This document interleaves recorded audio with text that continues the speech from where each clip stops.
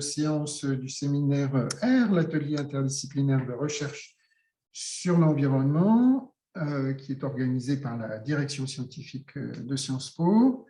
Aujourd'hui, nous sommes très heureux d'accueillir 3 participants qui vont nous présenter des travaux d'étudiants de Sciences Po, donc de la recherche produite par des étudiants, de la recherche qui a été produite au niveau master, et on est très content de les accueillir et de pouvoir partager leur travail, leurs résultats et leurs idées créatives dans le cadre de ce séminaire. On a donc avec nous Lucien Tabouret. Lucien est aujourd'hui doctorant au Centre d'études européennes et de politique comparée. Il a réalisé un mémoire de master de recherche à l'école doctorale en politique comparée. Il s'intéresse aux mouvements écologistes et à leur interaction avec l'État. Et il va nous parler aujourd'hui du travail qu'il a réalisé l'an dernier sur la mobilisation Extinction Rébellion. Donc, Lucien est néo-doctorant, on va dire, un nouveau doctorant et engagé en recherche au Centre d'études européennes. Ensuite, nous entendrons Damien Garcia, un parcours un peu comparable, qui a fait, lui, un master à l'école de recherche également, mais en sociologie cette fois, qui est inscrit en thèse également au Centre de sociologie des organisations, sous la direction de Jean-Noël Jouzel et de Jérôme Pellis.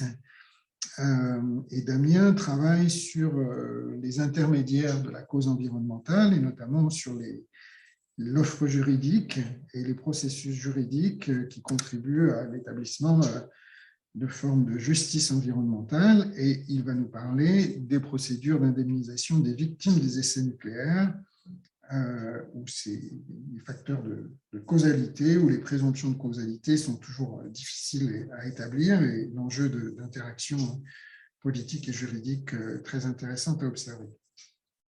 Et puis enfin, nous avons avec nous Katharina Baumlauer. Katharina a réalisé, elle, son mémoire donc l'année dernière, un mémoire de recherche, mais à l'École d'affaires internationales cette fois, où elle était inscrite dans un master en développement international, et elle a travaillé sur le développement des politiques d'agroforesterie en Île-de-France, en mesurant, comparant, estimant l'impact des instruments de la politique agricole commune sur le développement de l'agroforesterie et l'interaction entre la PAC et les mobilisations plutôt bottom-up, spontanées, qui se déroulent sur le terrain pour développer ces pratiques agro-environnementales. Elle est aujourd'hui en emploi au programme des Nations Unies pour l'environnement, au stage exactement, au programme des Nations Unies pour l'environnement à Paris. Donc, merci à tous les 3. Je vais vous donner la parole tout de suite pour des présentations d'un quart d'heure. Je vous dirai lorsque nous arrivons au terme de ces 15 minutes, puisqu'on a quand même 3 sujets à couvrir. On va vous entendre successivement. Et puis ensuite, je vous poserai une petite question transversale à laquelle je vous demanderai de répondre assez rapidement. Puis tout de suite, on s'engagera dans la discussion avec tous nos participants au séminaire, qui sont nombreux aujourd'hui. En tout cas, on a beaucoup d'inscrits et c'est une bonne chose. Si, à tous ceux qui nous écoutent, si vous avez le souhait de poser une question, ou de demander une précision, vous pouvez en faire part dans le chat. Ça m'aidera à organiser un petit peu la discussion au moment après qu'on ait entendu ces exposés. Et voilà. Donc, bienvenue à toutes et tous, et on commence, si vous voulez bien, avec la présentation de Lucien. Lucien, si vous êtes prêt à commencer, et si vous souhaitez partager vos diapositives avec nous. Oui, tout à fait. Alors, je regarde si le partage marche. C'est bon? C'est bon, on voit très bien. Je demanderai à tout le monde de peut-être couper son micro, tous ceux qui ne parlent pas, puisqu'on enregistre la séance pour qu'elle soit visionnable par la suite. Donc, pour éviter les interférences, veillez simplement à ce que vos micros soient bien coupés. Merci. Donc, je commence. Bonjour à toutes et tous et merci pour votre présence. Merci à l'ensemble du séminaire pour l'organisation de cet échange et merci aussi à Damien et Katharina pour nos échanges préalables et qui étaient vraiment passionnants. Merci aussi fortement à Florence Fauché, donc ma directrice de mémoire et maintenant de thèse. Donc aujourd'hui, je vais vous présenter le mémoire que j'ai réalisé en M2 à l'école de la recherche l'année dernière, consacré à Extinction Rébellion, dans une présentation que j'ai choisi d'intituler Après la vague verte, que reste-t-il de la nouveauté d'Extinction Rébellion? Donc le mouvement se présente comme un mouvement international de désobéissance civile en lutte contre l'effondrement écologique et le réchauffement climatique. Il est d'abord né au Royaume-Uni à l'automne 2018 et s'est implanté en France quelques mois plus tard au printemps 2019. Il compte aujourd'hui une centaine de groupes locaux donc dans tout le pays et plus de 7000 adhésions en ligne, même si le nombre de participants aux actions se compte plutôt en dizaines ou en centaines. Le mouvement est né dans le contexte de la vague verte, donc c'est un contexte de performance électorale du Parti vert, notamment aux européennes et aux municipales, et le succès des marches pour le climat. Donc pour commencer mon mémoire, j'étais parti pour problématiser de cette citation d'Emmanuel Macron en juin 2019 où il disait « J'ai besoin d'une chose, c'est que vous nous rendiez la vie impossible, nous les dirigeants. J'ai vu la jeunesse de France comme la jeunesse d'Europe le faire sur le climat avec beaucoup d'énergie. Parce que j'ai besoin de cette énergie-là parce que plus vous faites ça, plus ça nous oblige à bouger. » Donc une semaine plus tard, il y avait un contraste avec les militants d'Extinction Rébellion qui, à l'occasion d'une de leurs premières actions d'ampleur, étaient évacués de manière assez musclée du pont de Sully qu'ils occupaient à Paris, avec des gaz lacrymogènes pulvérisés à bout portant, ce qui avait fait un peu scandale dans la presse. Donc ce qui m'intéressait dans cette déclaration, c'était le lien direct qui était établi entre les mouvements pour le climat et l'État, et la capacité de ces mouvements à faire bouger l'État, et de voir comment la réponse de ce même État avait évolué avec le temps. Donc pour problématiser aussi, j'ai cherché à situer Extinction Rébellion dans la littérature et plusieurs tendances qui étaient mises en avant, notamment une assez établie depuis les années 80, donc, qui consiste en l'institutionnalisation, l'internationalisation et la modération du mouvement climatique, enfin d'abord écologique, qui s'est structuré à l'échelle internationale. Donc on pense surtout aux grandes ONG Greenpeace, les Amis de la Terre, qui ont cherché à peser dans les négociations sur le climat.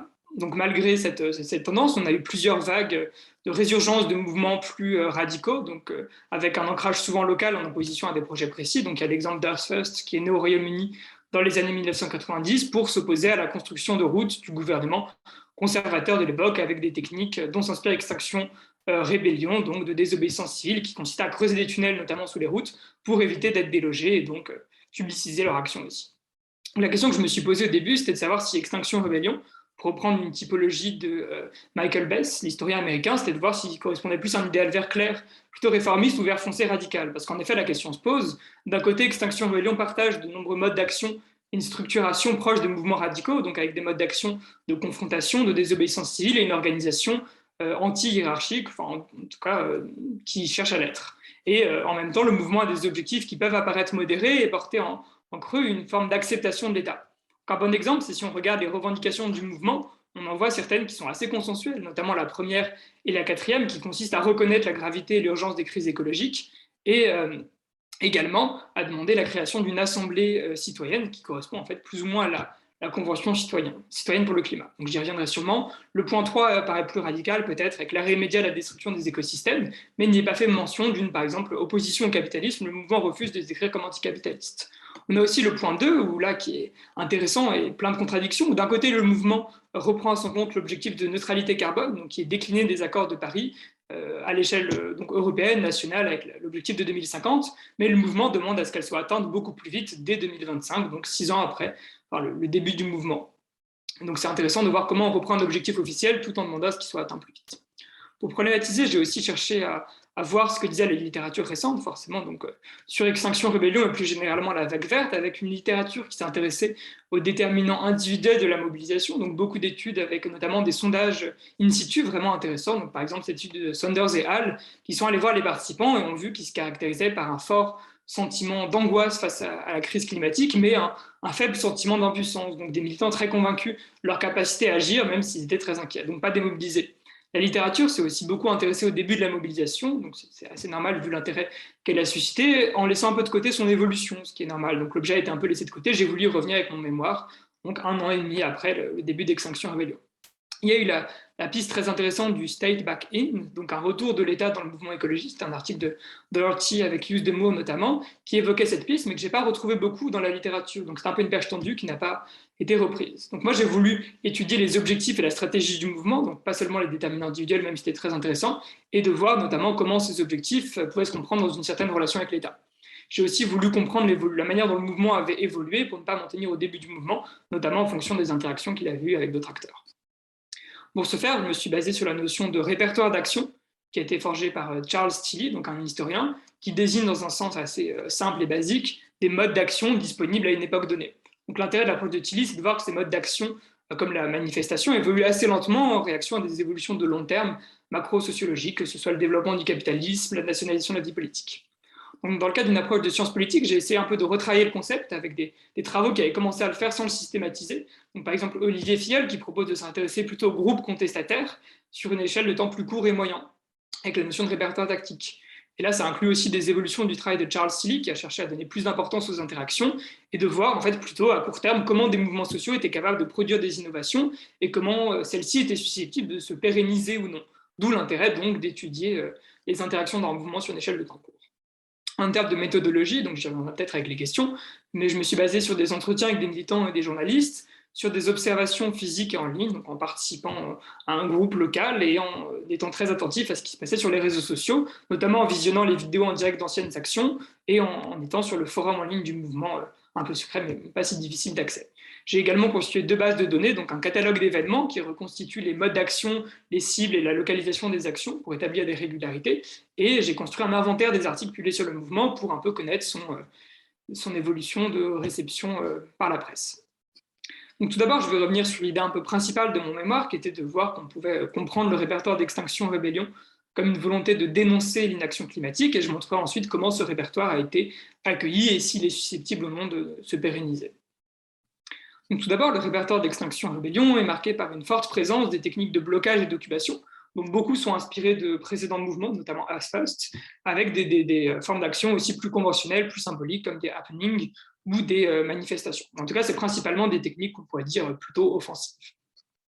Donc, pour le comprendre, on peut se tourner vers ce qu'en pensent les militants et les militantes, et on voit qu'ils éprouvent une forte lassitude envers la manifestation, donc l'idée que c'est aller d'un point A à un point B, et aussi expriment un très faible intérêt, et ça c'est intéressant par rapport à la littérature, envers les partis politiques et les ONG qui au mieux font, ils ont l'objet d'un intérêt mais un peu distant ou parfois d'un rejet. Voilà. On a aussi une attitude ambivalente aux éco-gestes, aux pratiques individuelles de l'écologie, avec des militantes et militants qui les pratiquent, mais disent préférer une conception systémique de l'écologie, avec une citation d'une militante qui disait on sait que ce n'est pas des individus qui polluent, c'est tout un système derrière qui incite à polluer.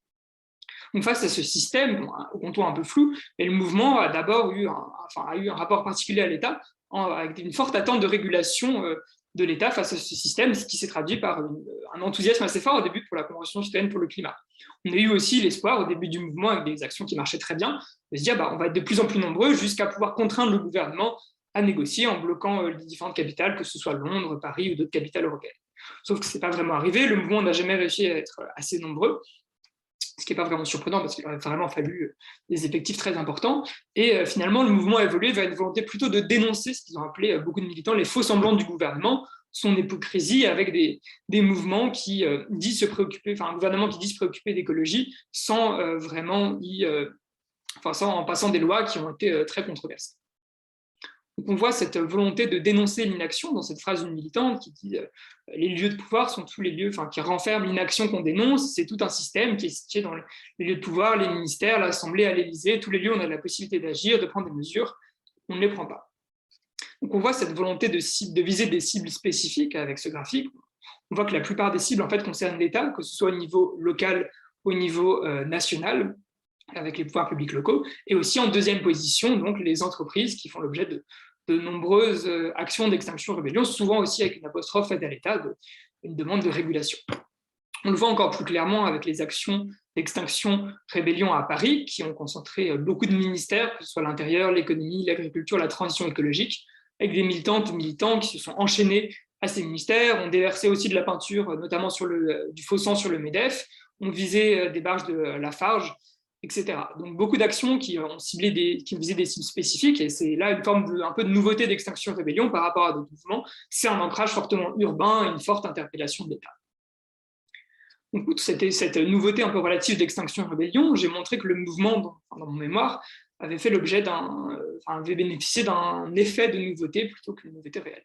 Je vais y revenir, mais tout d'abord pour montrer que le mouvement a fait l'objet d'une réception assez enthousiaste de la presse, avec plus de 400, presque 450 articles publiés lors de ses premières actions en octobre 2019, donc ce qui fait plus d'une dizaine par jour. Donc, pour comprendre ce fort intérêt, on peut voir qu'il est associé, ce n'est pas une surprise, à un effet de nouveauté par les militantes et les militants, avec cette militante qui dit c'était tout nouveau en France, on n'avait jamais vu ça, ce qui a fait qu'on a eu une couverture qui était, dit-elle, absolument dingue. Donc ce souffle est un peu retombé depuis, avec cette militante qui dit la première année, ils ont bien parlé de nous parce que c'était nouveau, mais peut-être que maintenant c'est bon, ils connaissent Extinction Rébellion, la désobéissance civile, il n'y a plus rien de nouveau. Donc j'ai voulu, au-delà de cet effet de nouveauté qui est assez habituel dans les médias, si les médias s'intéressent à un sujet, c'est qu'ils y trouvent une forme de nouveauté, j'ai voulu essayer de la comprendre, et pour ça j'ai construit ce graphique qui montre comment le terme de désobéissance civile avait été employé en France depuis les années 2000. Donc on voit qu'il est assez peu employé, donc moins de 250 occurrences, avec pour une première phase en 2004, 2009, 2010, avec les faucheurs volontaires. Vous connaissez peut-être José Bové arrachant des OGM, mais qui était peu associé à l'écologie, avec des actions surtout vues comme une opposition des petits producteurs français face aux grandes multinationales américaines. On a eu, dans un autre ordre d'idées, l'opposition au mariage pour tous, avec des élus refusant de marier des couples, et la COP21, mais qui, ça peut surprendre, mais c'était aussi un contexte particulier, il y a des très bons articles dessus. Et on a depuis eu Extinction Rébellion qui a fait une couverture assez énorme avec plus de 1600 articles qui ont mentionné le terme de désobéissance civile, soit une multiplication par près de 5. Donc c'est un double effet de nouveauté avec l'importation du terme de désobéissance civile dans le contexte français et sa forte association avec l'écologie. Alors maintenant j'ai parlé de la réaction des forces de l'ordre et de voir quel schéma elles ont suivi. Donc d'abord, pour dire que le mouvement cherche à contrôler l'action des forces de l'ordre pour pouvoir bénéficier d'une opportunité de dénoncer l'inaction climatique. Une action policière qui est un peu brutale, c'est pour le mouvement une occasion de dénoncer l'inaction climatique. Donc ces stratégies policières, elles ont évolué assez fortement. Au début, elles étaient plutôt hésitantes, en adoptant tantôt une répression, on pourrait dire, trop forte. Donc c'était le pont de Sully qui a donné lieu à de nombreux articles, une interpellation du préfet du ministère de l'Intérieur, donc ces gaz lacrymogènes à bout portant. On a eu aussi la police plusieurs mois plus tard qui a décidé de faire l'inverse et de ne pas intervenir, donc notamment sur le pont de Châtelet, où la police a laissé les militants installer un blocage sans intervenir, ce qui fait qu'au bout de 3-4 jours, ils ne savaient plus vraiment pourquoi ils étaient là et l'action n'a pas marché. C'était une tolérance qui n'était pas vraiment tenable dans la mesure où le mouvement, comme je le disais, a eu de plus en plus tendance à cibler des cibles spécifiques, donc c'était compliqué pour la police de laisser un blocage devant l'Assemblée nationale plus de quelques heures. Donc ensuite, les stratégies policières se sont durcies, elles se sont adaptées. Tout d'abord, la police s'est formée aux techniques du mouvement, elle s'est mise à employer des méthodes observées jusqu'ici à d'autres groupes, que ce soit les gilets jaunes ou les altermondialistes, donc la technique de la NAS qui consiste à enserrer les militants, et qui ne fait pas l'objet d'une présence dans les textes juridiques. Et on a eu une tendance aussi à épouser certaines tendances du maintien de l'ordre mises en avant par Fiel et Jobard, notamment donc la bataille de la communication qui consiste à empêcher le mouvement de diffuser son message. Donc à droite, il y a 2 photos, c'était une action pas très loin, donc sur le boulevard Saint-Germain, avec des militants qui s'étaient enchaînés à des pots de fleurs avec du ciment dedans, et l'espoir, on ne sera pas délogé. Sauf qu'au bout de 10-15 minutes, la police est arrivée à une vingtaine, ils les ont déplacés sur la chaussée, ont rétabli la circulation, les journalistes sont partis, et au bout de 3-4 heures, la police a déployé une bâche autour d'eux pour les libérer à la scie circulaire et avec une masse qui aurait pu faire beaucoup de bruit, mais la police a déployé donc ces bâches, ce qui a empêché le mouvement de communiquer là-dessus. Donc, quelles conséquences de ces évolutions sur le répertoire d'Extinction Rébellion, ce qui était un peu les principales questions. Donc, tout d'abord, on voit que le mouvement a cessé de faire l'objet d'une présence automatique de la part des médias, ce qui a beaucoup fait réfléchir le mouvement, et il doit désormais contourner des stratégies policières qui se sont très bien adaptées à son répertoire. Donc, face à ça, il y a plusieurs réactions. D'un côté, des militantes et militants qui ont tendance, quand je leur pose la question, à envisager d'autres formes d'engagement, que ce soit à un niveau plus local, plus ou moins radical d'ailleurs, soit avec des solutions plus individuelles, des militants qui cherchent à convaincre sur le lieu de travail des gens de s'engager, ou des personnes aussi qui cherchent à créer des ZAD en dehors de Paris pour avoir une forme d'engagement plus tangible, plus concrète. On a aussi des personnes qui envisagent des formes d'action bien plus radicales, comme des formes de sabotage, mais pour l'instant, ça n'a pas été le cas, à part des trottinettes électriques dont on a juste rayé le code barre. Donc, malgré tout, le répertoire d'Extinction Rébellion a été susceptible de s'adapter, donc notamment avec le Covid, en acceptant de mener des actions en petite équipe plutôt qu'un grand blocage devant des lieux de pouvoir. Et aussi, donc, le mouvement s'est mis à cibler, à viser des cibles en lien avec l'actualité, ce qui lui a garanti une couverture. Donc là, on le voit sur le graphique que je montrais tout à l'heure, où quand Extinction Rébellion, donc depuis le pic d'octobre, a réussi à mobiliser à nouveau les médias, c'était en synchronisant ses actions avec l'actualité. On a eu, en juin 2020, avec la relance des aéroports, le mouvement a bloqué des pistes à Orly, ce qui a fait qu'il y a eu beaucoup d'articles. Alors, pour conclure, on voit qu'Extinction Rébellion, son répertoire peut se comprendre comme une volonté de dénoncer une action climatique, donc comme une alternative à d'autres répertoires plus conventionnels, le fait de militer dans un parti, la marche, etc. On a donc cette volonté aussi de localiser, le mot est important, l'inaction climatique en ciblant des lieux du pouvoir politique et économique. Malgré tout, ça reste une nouveauté qui est relative dans la mesure où le mouvement emprunte des modes d'action à de précédentes mobilisations, donc notamment Earth First ou aussi les altermondialistes. Si on doit distinguer une forme de nouveauté, ce serait plutôt l'ancrage urbain et la priorité donnée à l'échelle nationale. Et voilà, on voit aussi que la nouveauté, c'est une question d'effet et de nouveauté qui a surpris les forces de l'ordre et les médias. Donc pour la suite, ce sera intéressant de voir si le message d'Extinction Rébellion conserve une forme de pertinence, donc ce répertoire de dénonciation et d'action climatique. Et ce que j'aimerais faire pour la thèse, ce serait étudier la relation du mouvement avec l'État, sachant que le mouvement écologiste, en particulier sa composante radicale, c'est surtout construite contre l'État. C'est ce que j'aimerais étudier, et merci à toutes et tous pour votre attention et pour vos questions sûrement à venir. Merci beaucoup, Lucien. Présentation très structurée, très maîtrisée et très intéressante. Merci.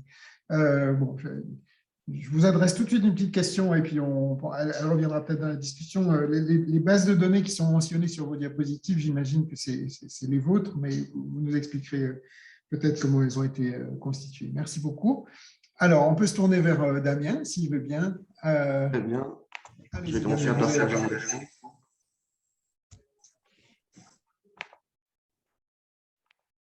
Alors, est-ce que vous voyez bien? Très bien. Alors, bonjour à toutes et à tous. Je me joins au remerciement de Lucien vraiment pour l'organisation, l'opportunité de présenter aujourd'hui mon travail de mémoire, mémoire qui était encadrée par Jean-Noël Jouzel et qui porte sur le dispositif d'indemnisation des victimes des essais nucléaires.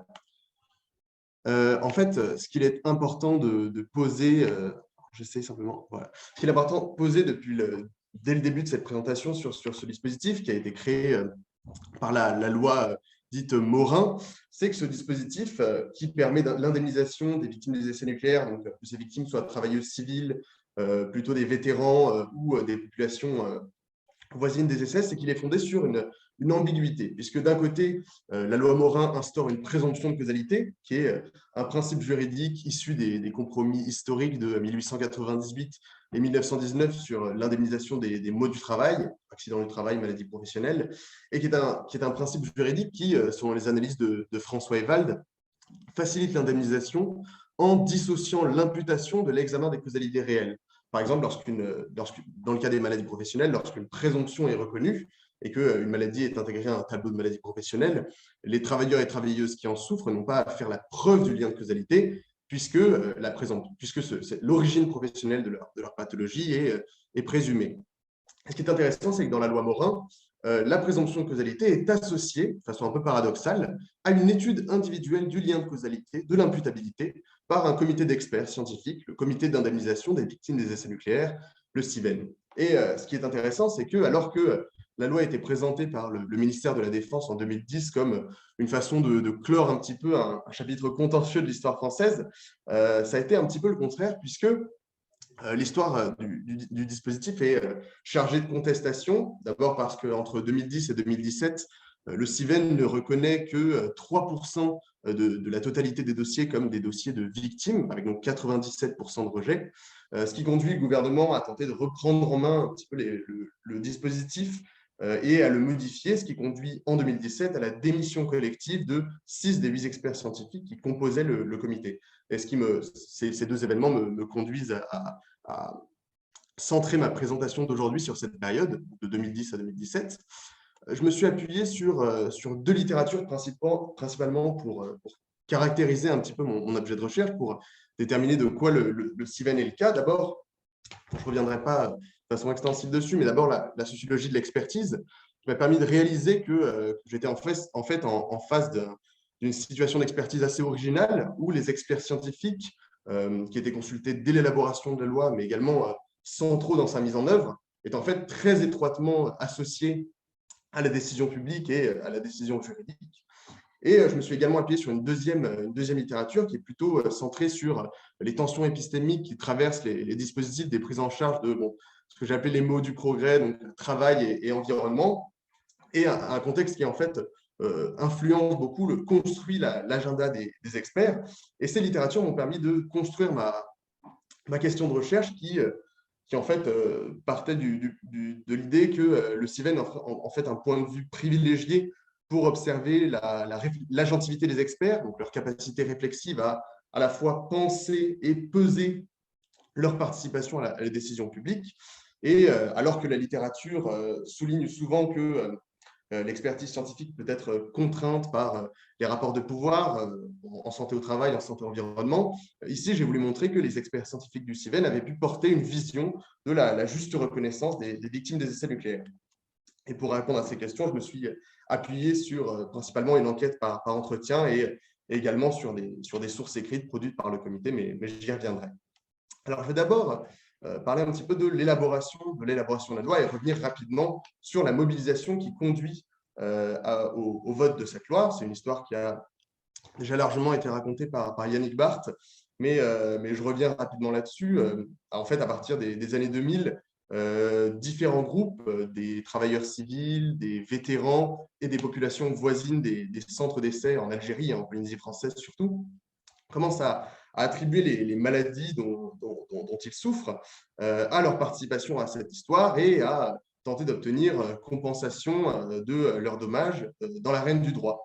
Mais dans cette arène, ces groupes se heurtent à de fortes contraintes en termes d'administration de la preuve, puisqu'ils doivent parvenir à d'abord objectiver leur exposition, alors qu'ils contestent les mesures réalisées à l'époque, et à parvenir à faire la preuve du lien de causalité, ce qui est très compliqué puisqu'ils souffrent de maladies multifactorielles, notamment de cancer. Et face à ces contraintes, leur stratégie va donc consister, en tout cas en partie, à se mobiliser pour le vote et l'obtention d'une présomption inspirée du système des maladies professionnelles. Et ils parviennent, par une histoire législative, à créer une pression politique sur le ministère de la Défense, qui s'engage en 2008 à déposer un projet de loi. Cependant, le ministère de la Défense s'oppose à la prise en charge collective par le biais d'une présomption que désirent les associations et privilégie plutôt une prise en charge individualisée, en fait une indemnisation contrôlée au cas par cas, ce qui crée en fait assez logiquement un blocage dans le dialogue avec les associations. C'est à peu près en 2008 que le ministère de la Défense fait appel à des experts de l'Académie de médecine et des sciences, 3 experts qui sont caractérisés par un haut degré de légitimité et qui proposent un mécanisme d'évaluation des demandes fondé sur les connaissances épidémiologiques, un instrument qui s'appelle la probabilité de causalité et qui permet en fait, cet instrument qui a été développé aux États-Unis, de calculer la probabilité individuelle qu'un cancer soit attribuable à une exposition au rayonnement ionisant. Et en fait, cet instrument est fondé sur un grand nombre de données. D'abord, prend en compte les calculs de risque relatifs issus de l'étude des cohortes de survivants d'Hiroshima et Nagasaki, mais également des données individuelles, donc l'âge au moment de l'exposition, la dose d'exposition, l'âge au moment de la survenue de la maladie, le sexe, etc. Et permet donc, en théorie, de calculer la probabilité de causalité d'une maladie. Et pour comprendre la promotion de cet instrument, il faut se pencher rapidement sur les experts, essayer de les situer pour comprendre pourquoi ils promeuvent cet instrument. En fait, ces experts, d'abord, ils sont situés dans la controverse qui entoure les effets des faibles doses de rayonnement ionisant, puisque dans ce débat, les académies françaises s'opposent aux autorités internationales de radioprotection et jugent que, en fait, en général, on surévalue les risques sanitaires des effets des faibles doses. Donc, déjà, cette idée influence beaucoup leur promotion de cet instrument. Par exemple, on a 2 experts qui sont consultés, que j'ai appelés le professeur M et le professeur A, qui défendent par exemple des positions très réticentes vis-à-vis du principe de précaution et vis-à-vis de cette surévaluation des effets des faibles doses. Il y a également un 3e expert, que j'ai appelé Monsieur R, qui est un radiobiologiste et toxicologue, qui est multipositionné, qui a à la fois occupé des postes à responsabilité dans le système de radioprotection et également dans celui de l'indemnisation des maladies professionnelles. Et en fait, lors de nos entretiens, cet expert resituait sa participation à l'élaboration du projet de loi Morin. Il resituait ses réflexions à sa participation à des réflexions plus larges autour de l'harmonisation et l'amélioration des pratiques de l'indemnisation des maladies professionnelles. Et en fait, s'il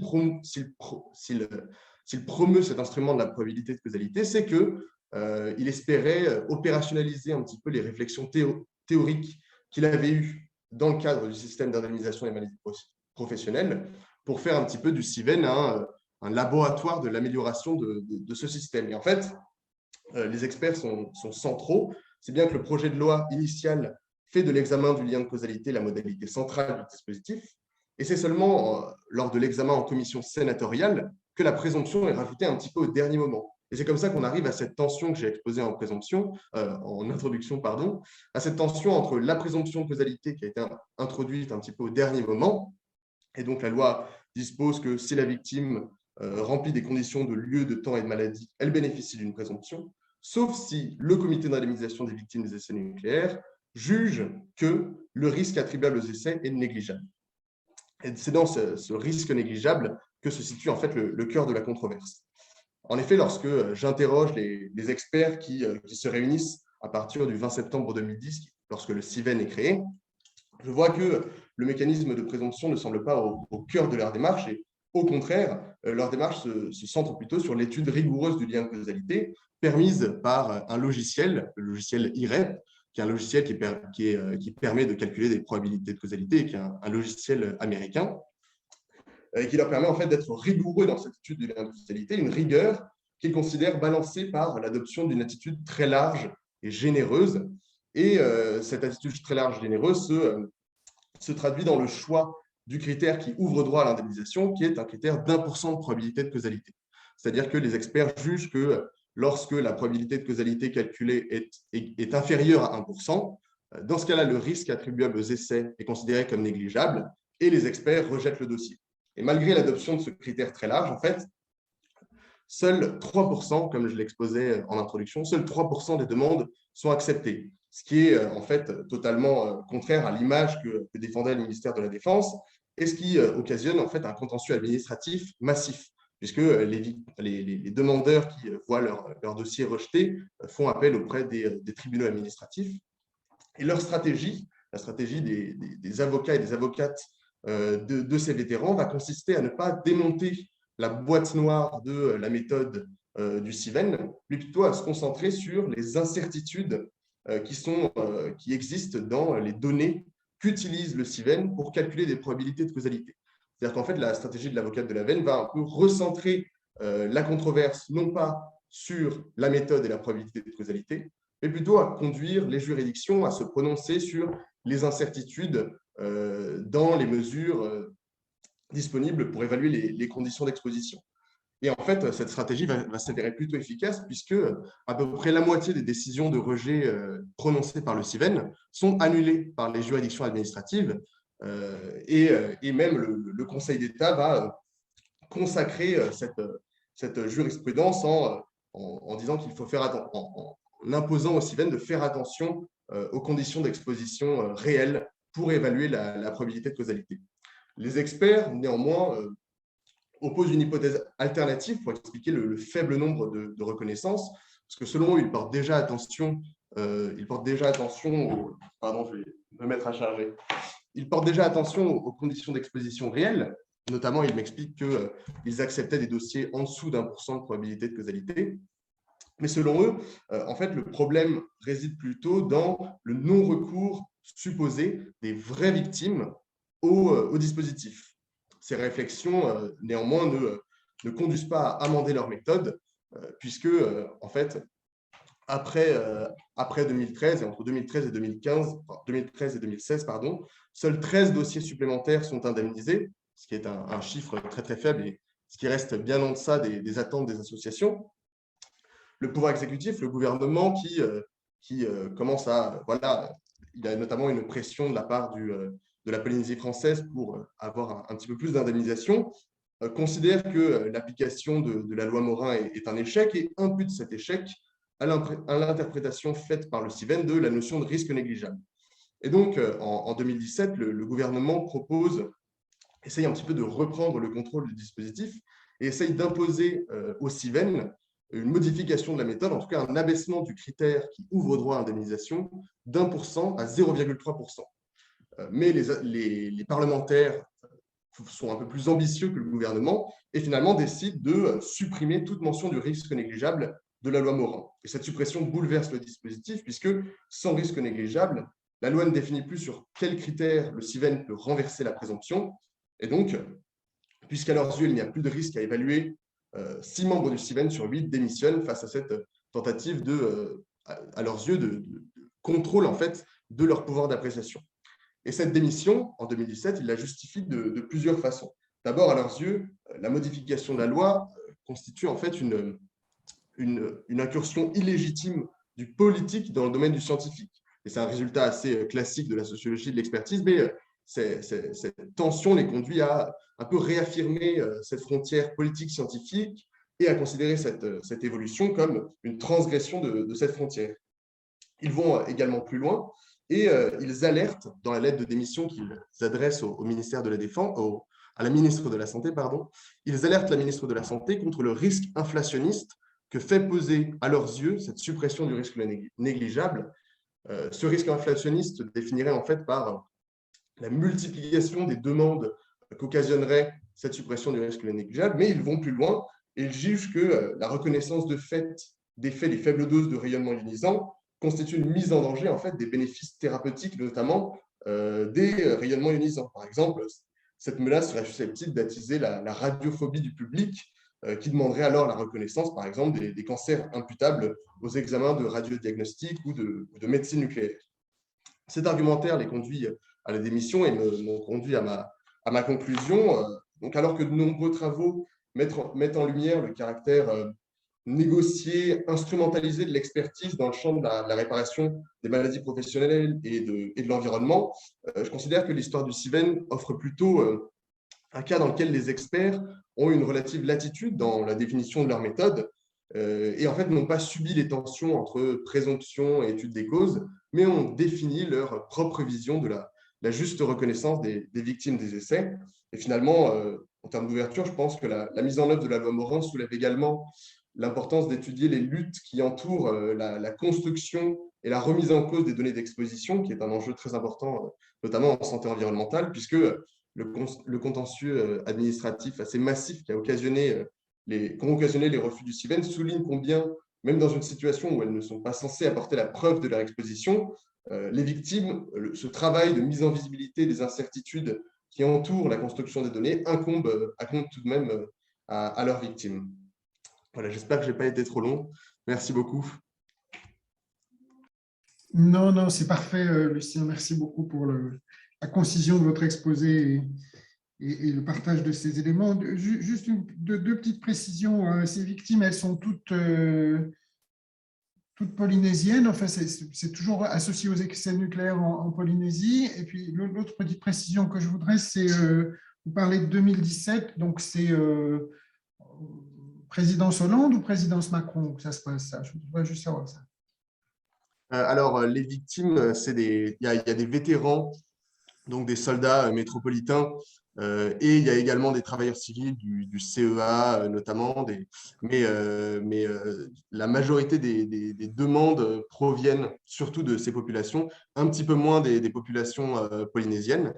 Et 2017, c'est encore présidence Hollande.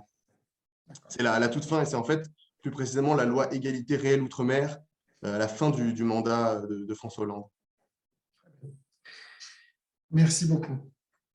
OK, donc on va se tourner vers Katharina. Katharina, je crois, souhaite présenter en anglais, si je ne me trompe pas.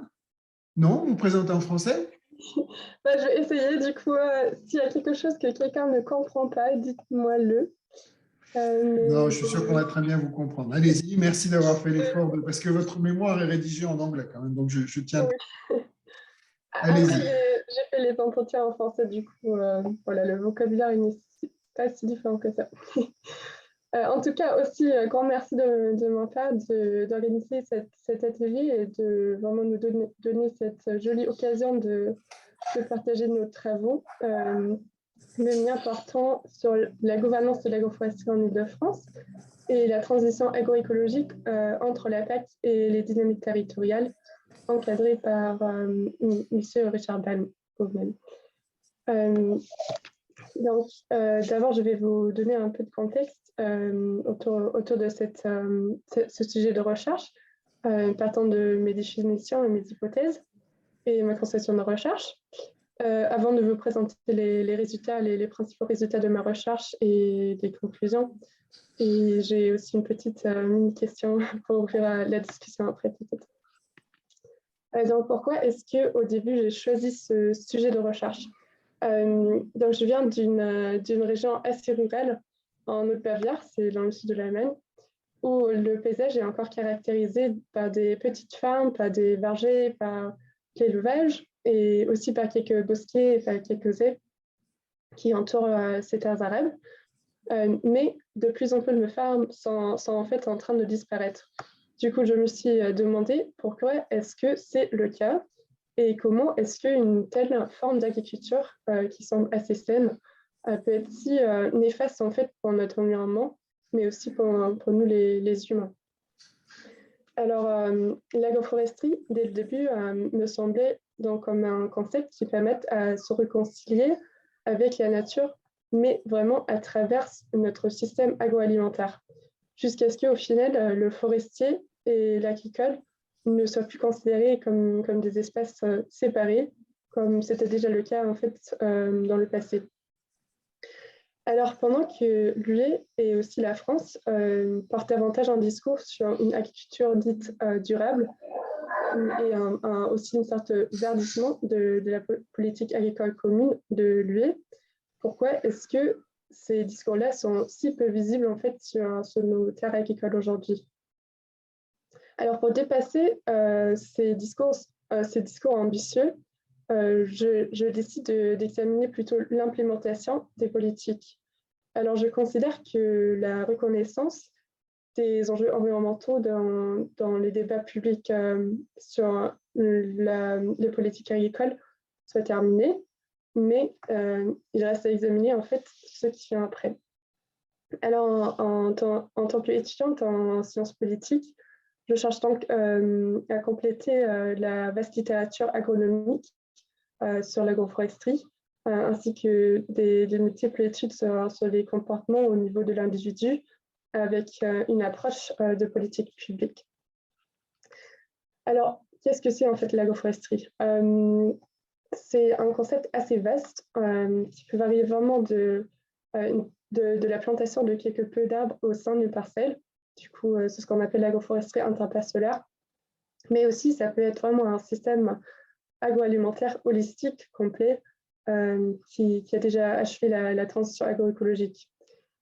Du coup, par contraste avec la définition agroéconomique assez fermée qui choisit la PAC, je définis l'agroforesterie dans mon mémoire comme l'association d'arbres ruraux, y compris vraiment toute la végétation arborée qu'on peut trouver dans les espaces agricoles, avec au moins une sorte de production agricole, visant vraiment à une transition holistique vers un système agroécologique au final. Du coup, je choisis cette définition pour éviter en fait de tomber dans une des problèmes de Panaké, comme le dit Elinor Ostrom, où vraiment la plantation d'arbres, notamment aussi de l'agriculture dite durable, est offerte comme une solution trop simple à un défi qui est beaucoup plus complexe que ça. Mais en même temps, la définition de la PAC, elle devient un concept trop précis avec peu de potentiel transitoire derrière. Donc, je me suis posé la question du rôle des instruments de politique publique dans le cadre de la PAC pour le développement de l'agroforesterie en Île-de-France, ainsi que comment ces politiques publiques interagissent au final avec les dynamiques territoriales pour former des schémas de gouvernance polycentrique. Avec ces questions, j'explique donc comment la qualité et la quantité des projets agroforestiers a évolué, ainsi que comment l'intérêt pour ces pratiques agroforestières se sont développées depuis 2015. J'examine donc l'environnement socio-économique et naturel ainsi que aussi les facteurs qui déterminent les relations entre les politiques publiques et la mobilisation territoriale en interne. J'interprète les dynamiques territoriales en tant que combinaison du système agroalimentaire local avec le travail d'animation que mènent les acteurs territoriaux. Donc, ma recherche se base sur une étude de cas unique sur une approche intuitive et qualitative. Et pour ceci, j'ai choisi la région Île-de-France en raison de proximité de la région métropole de Paris, mais aussi en raison de la prépondérance de l'agriculture industrielle dans la région. Et donc, cette analyse se base sur l'analyse de documents, mais aussi sur des entretiens que j'ai menés avec des acteurs agroforestiers à vraiment toutes les échelles de gouvernance. Mais voilà, on peut en parler plus en détail après peut-être. C'est pour ça aussi que j'ai choisi le Multi-Level Governance comme cadre analytique dans ma recherche, parce que cette approche, il est évolué avec la création de l'UE. Alors, il aide à décrire vraiment combien de pouvoir l'État traditionnel peut cesser, soit au niveau supranational, mais aussi au niveau sous-national, surtout aussi à la société.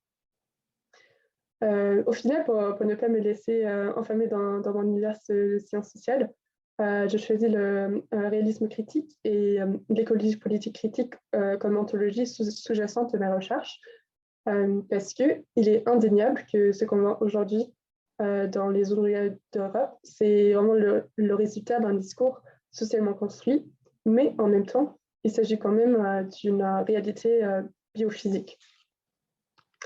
Je complète ce cadre de recherche avec 4 concepts théoriques.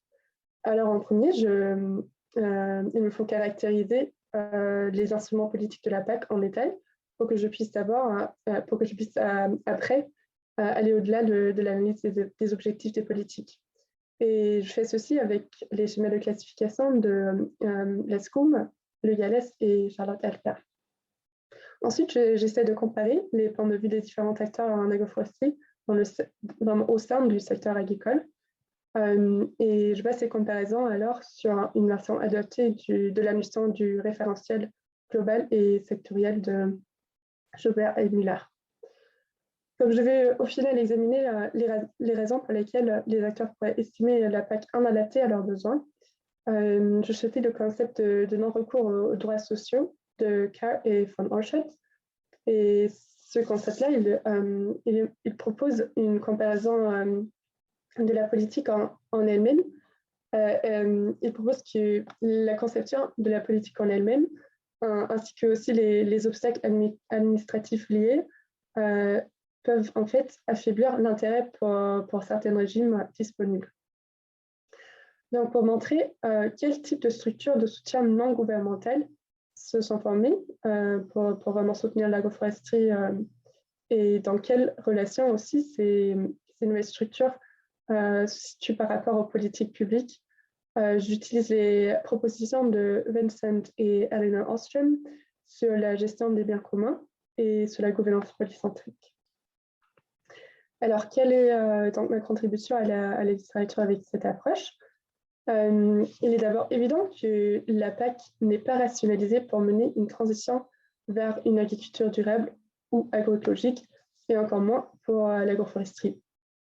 Tout le monde maintenant parle de l'agroforesterie, indépendamment vraiment de leur vision globale pour l'agriculture. Et c'est assez surprenant que même en Île-de-France, qui est en comparaison française, une région avec très peu de projets agroforestiers, l'intérêt des agriculteurs, il est là, il est aussi même croissant. Ce qui est pertinent cependant, c'est qu'en fait, au final, tout le monde ne parle pas de la même agroforesterie. Du coup, les idées souvent ambitieuses des agriculteurs et aussi des acteurs territoriaux diffèrent fortement de celles décrites dans la PAC ou dans les cadres politiques nationales. Il est donc évident que l'intérêt pour la PAC est actuellement très faible. Alors, surtout la manière dont elle est conçue ne permet pas d'accueillir les différents projets agroforestiers qui émergent sur le terrain. Et ceci mène à un scénario où, en fait, les fonds qui sont disponibles sont inaccessibles derrière des barrières administratives et techniques. Je montre que cela, au final, désillusionne vraiment les agroforestiers dans leurs ambitions politiques. Ils se sont politiquement de plus en plus détachés d'un système d'action publique qui ne prend pas en compte les questions qui leur semblent le plus pertinentes ou centrales. Au contraire, il existe en Île-de-France de nouveaux acteurs territoriaux dynamiques qui soutiennent l'agroforesterie. Combinés avec le réseau associatif national très fort, ils interviennent là où les politiques publiques laissent un grand vide. Alors enfin, la clé du développement de l'agroforesterie réside vraiment dans ces dynamiques territoriales qui doivent en fait compléter ou remplacer l'offre publique. Et la PAC, elle est au final un peu pertinente. Du coup, il semble que la PAC tente plutôt d'accommoder l'agro-industrie dans le cadre d'un nouveau paradigme plus vert dans la période de programmation de 2015 jusqu'à 2020. Lorsqu'il s'agit par contre d'introduire une véritable transition agroécologique de nos systèmes aujourd'hui, c'est vraiment les entités décentrales et non étatiques qui sont les acteurs décisifs. Ce sont surtout les contraintes socioculturelles qui empêchent aujourd'hui une transition auprès des agriculteurs, mais beaucoup moins des contraintes économiques à court terme, comme le suppose la PAC. Alors, il est clair en fait que la place des politiques publiques, ça devrait être de créer un environnement stimulant et encourageant pour l'intérêt territorial qui est déjà présent.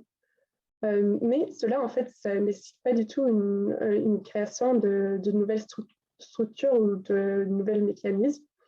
Il suffirait plutôt, en fait, de rationaliser les fonds qui existent et de créer des procédures plus cohérentes. À l'instar aussi de ce que propose, par exemple, la mesure haie dans le plan de relance, qui est maintenant ouverte depuis quelques mois.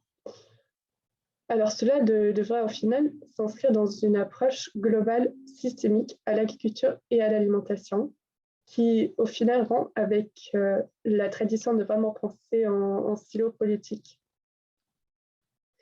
Évidemment, toutes ces conclusions sont très spécifiques à l'Île-de-France, où l'agriculture industrielle domine encore. Du coup, les recherches futures devraient s'entendre aussi à d'autres régions en France, ou aussi à d'autres pays en Europe, en fait, même aussi à d'autres mesures agro-environnementales qui proposent la PAC. Aussi, une piste à explorer encore, ça se concentre autour de ce propos de gouvernance polycentrique, parce qu'en fait, je n'ai pas pu approfondir les accords de gouvernance polycentrique qui se sont formés.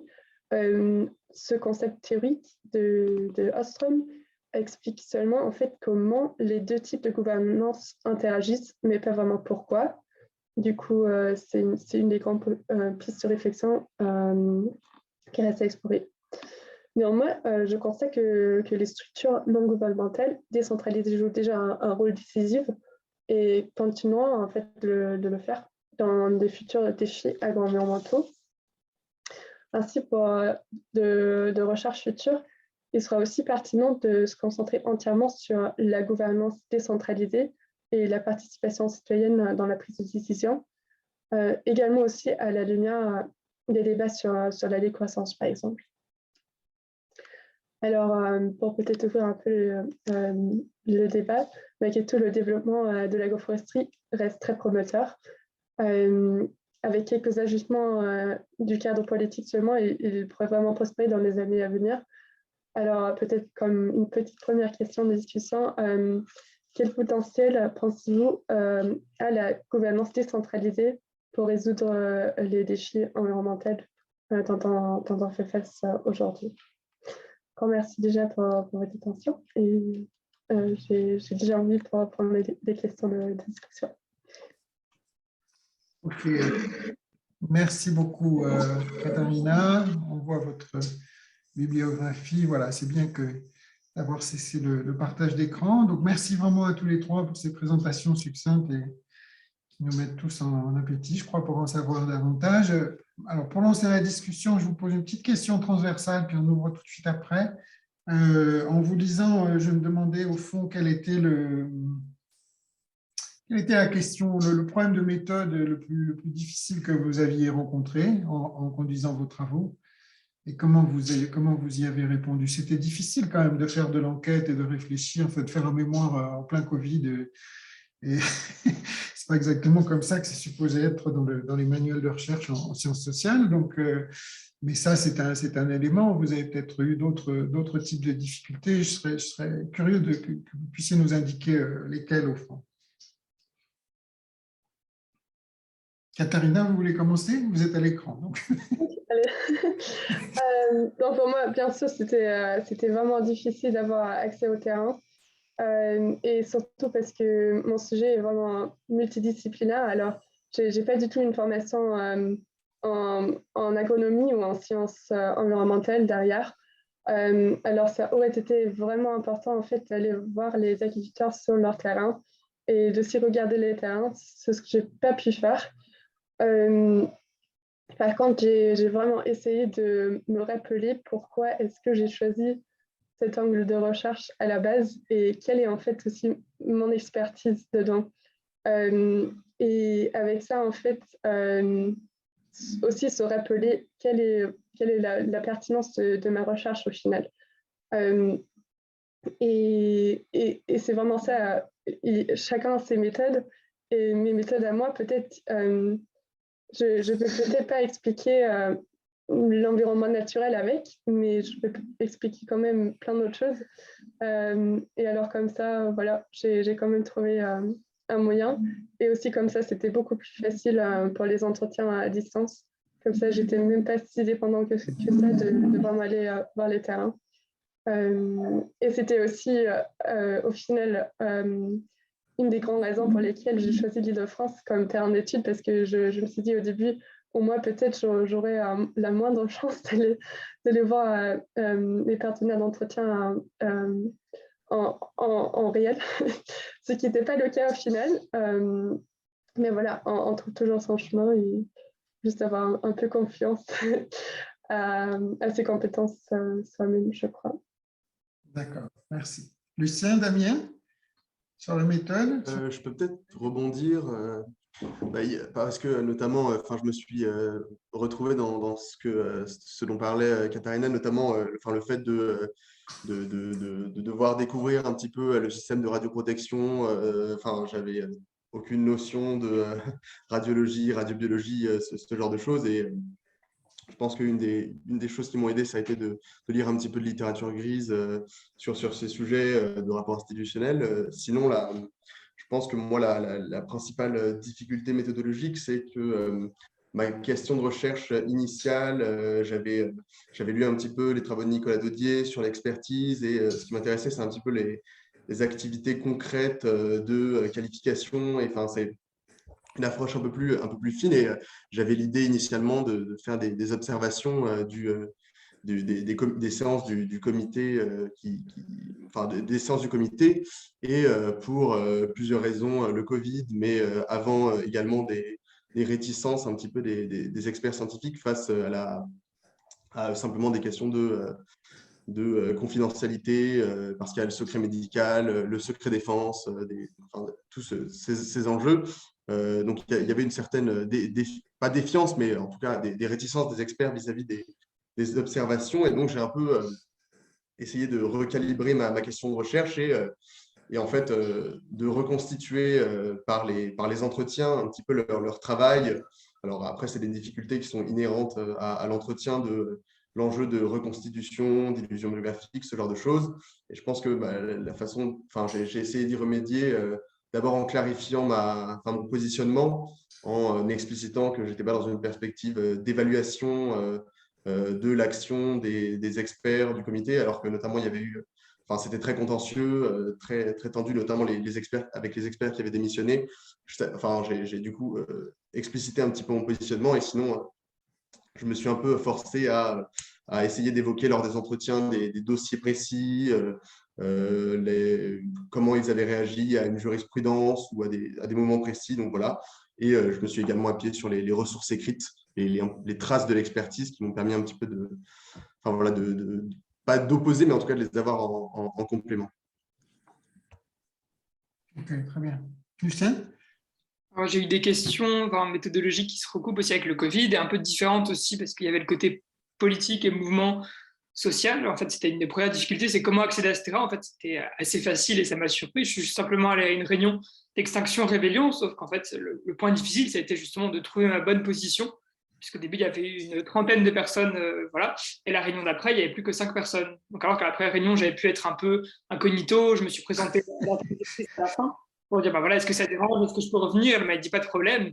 En fait, cette action, on est un peu en retrait, marche beaucoup moins bien quand il y a 30 personnes. Bon, le Covid m'a aidé de ce point de vue-là, puisqu'ensuite, les réunions ont pris fin. Et à ce moment-là, c'est là où j'ai pu me concentrer sur la constitution des bases de données. Donc, c'était il y a pile un an, en novembre-décembre. Et là, en fait, pour revenir rapidement, comme c'était votre question, au début, j'ai fait ça à la main, donc sur Excel, en prenant chaque action sur le site et en essayant de moi-même appliquer une catégorisation des modes d'action et tout ça. Pour les médias, je suis allé sur Europress. Là, j'avais un peu eu le temps d'acquérir des techniques et j'ai fait la méthode du scrapping qui consiste à à prendre avec le code et à trouver le nombre d'articles publiés. Et en fait, ça suffit aussi simplement de taper désobéissance civile, incluant le terme écologie, et ça permettait d'avoir cette courbe. Aussi, avec le Covid, il y a eu le problème de comment réaliser des entretiens. Donc, ça ne pouvait pas être chez les gens, ça ne pouvait pas être dans un café. Ça a été dans des parcs, mais il y avait du vent. Et en fait, le mieux, finalement, c'était en ligne. Et c'est un environnement assez familier pour les militants qui, en fait, étaient eux-mêmes passés en ligne pour leurs réunions. Et donc, ils étaient assez libres de dire ce qu'ils voulaient dans la mesure où ils avaient leur propre outil interne pour discuter. Donc, ça a posé moins de questions. Une question aussi un peu difficile qui m'est venue avant, c'est comment protéger mes enquêtés, puisqu'il y a quand même certains témoignages que je n'ai pas cités là ou qui peuvent être utilisés dans un cas de justice. On ne sait jamais si un jour ils se retrouvent en procès. Il y a des discussions à Sciences Po, notamment sur l'anonymisation, la science ouverte, etc. Donc, c'est des questions que je me pose encore. Voilà, à l'heure actuelle, j'ai supprimé les entretiens, j'ai plus que les pseudos modifiés. Donc, normalement, voilà, il y a cette question d'anonymat qui a été une difficulté méthodologique aussi. Ok, très bien, merci beaucoup. Alors, on a quelques questions aux demandes de prise de parole dans le chat. Sandrine, tu souhaitais intervenir. Merci Richard et merci à tous les trois. Vraiment, c'est très intéressant et très encourageant de voir toutes ces recherches récentes, nouvelles et très bonnes, chacune dans leur domaine. Donc, vraiment bravo à tous les trois et puis pour des présentations vraiment très claires et très structurées. Alors, moi, j'avais effectivement des questions qui peuvent revenir un peu sur ce qu'on vient d'évoquer, donc je vous les pose, mais enfin, vous y avez en partie répondu. Mais je voulais, parce qu'on est quand même dans un atelier sur l'environnement, justement, je voulais peut-être revenir un peu plus sur ce que ça implique en termes de pluridisciplinarité, que vous n'avez peut-être pas encore eu l'occasion d'expérimenter, mais effectivement, quand on prolonge ces recherches, parfois ça pose des questions voilà, de compréhension un peu au-delà de la littérature grise, ou enfin voilà, comment est-ce que l'on s'imprègne de ça, comment est-ce qu'on discute peut-être avec des collègues d'autres disciplines, etc. L'autre chose, c'est pareil, c'est des choses sur lesquelles vous êtes un peu revenu, mais c'est sur vous engagez à réfléchir sur la position du chercheur, sur ces questions d'environnement et sur les formes d'engagement que ça implique ou sous-entend, ou voilà, est-ce qu'on est forcément des chercheurs engagés quand on travaille sur des questions environnementales, et engagés où, à quel niveau, dans quel camp, enfin voilà, qu'est-ce que ça, tous les trois, hein, vous avez des sujets entre guillemets brûlants, donc voilà, qu'est-ce que ça, alors c'est peut-être pas pour aujourd'hui, mais c'était des petites réflexions emmenées dans son baluchon. Pour Lucien, j'avais une question un peu plus précise, c'est sur cette d'abord sur la question de l'évolution. Alors évidemment, vous travaillez sur un mouvement très récent, mais donc du coup 3 ans, on peut avoir un peu l'impression que c'est très court pour observer une évolution. Mais du coup, je voulais savoir un peu comment voilà, comment vous appréhendiez ça avec les instruments de la science politique ou de la sociologie des mouvements sociaux qui souvent étudient les choses sur des périodes beaucoup plus longues. C'est quand même un cas très particulier d'avoir une période aussi courte. Et l'autre chose, c'est peut-être plus, je trouve que pour tous les trois, c'est normal, vous aviez peu de temps, mais on aimerait en savoir plus sur vos matériaux, sur les personnes que vous avez interviewées.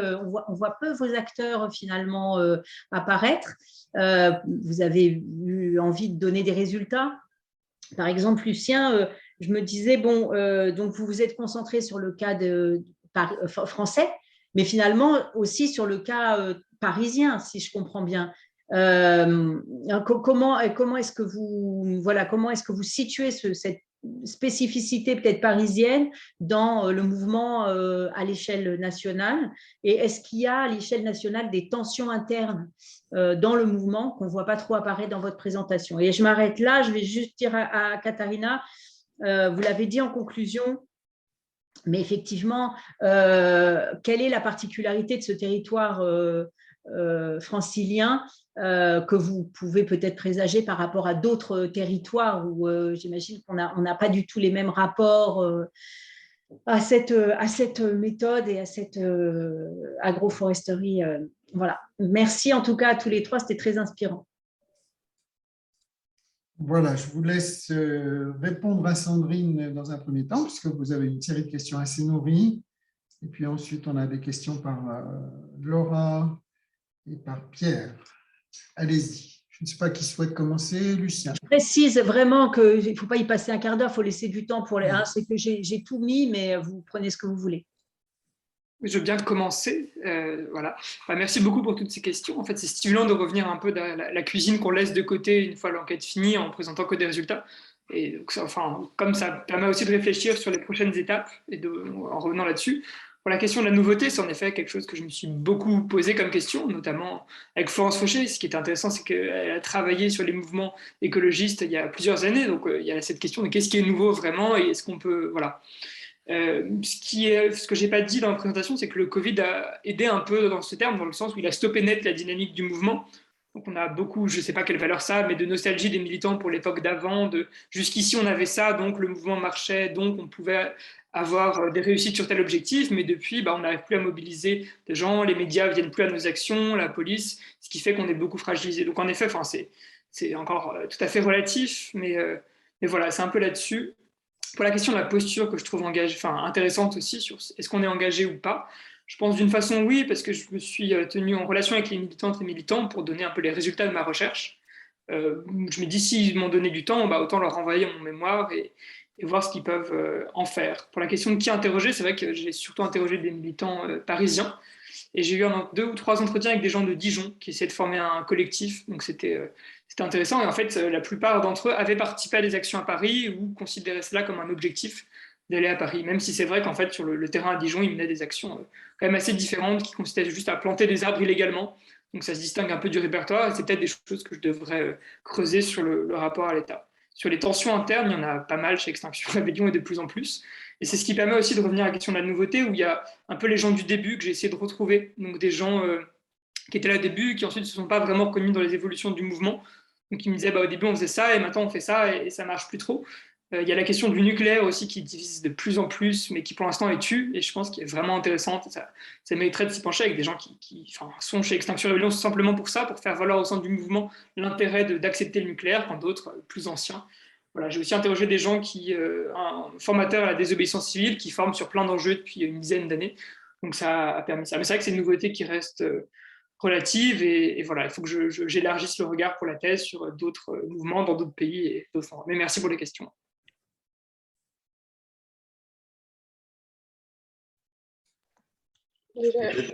Pardon, vas-y. Okay. Alors d'abord, merci pour les questions.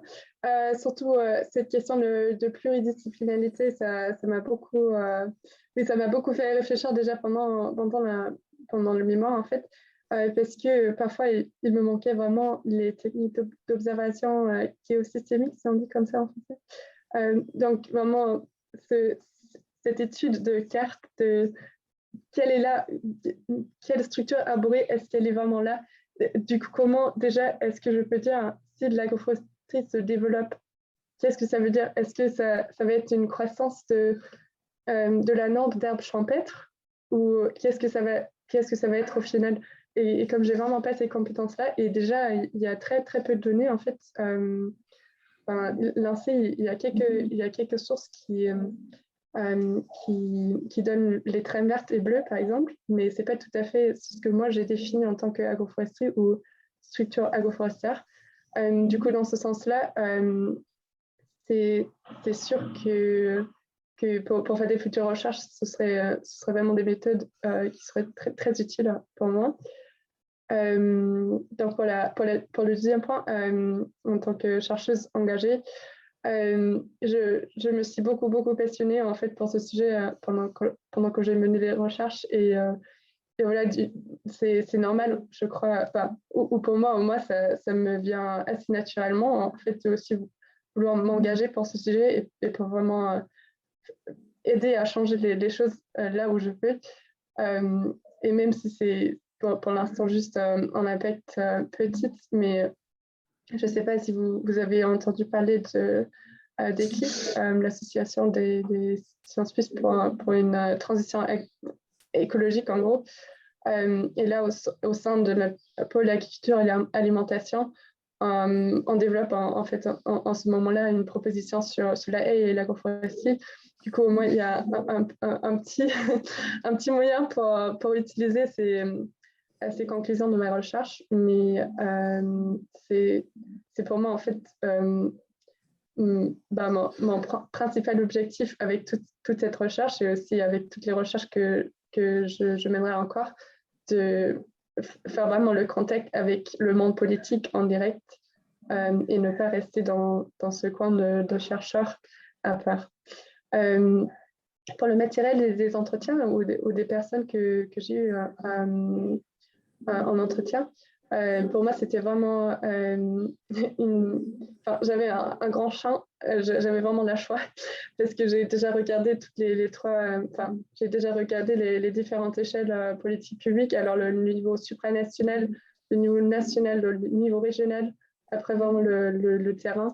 Alors déjà du côté public, j'ai parlé à des acteurs à la Commission européenne, au Parlement européen, avec des personnes au ministère de l'Agriculture et après au niveau régional avec la DRIAF, avec les DDT. Alors j'ai fait vraiment le tour.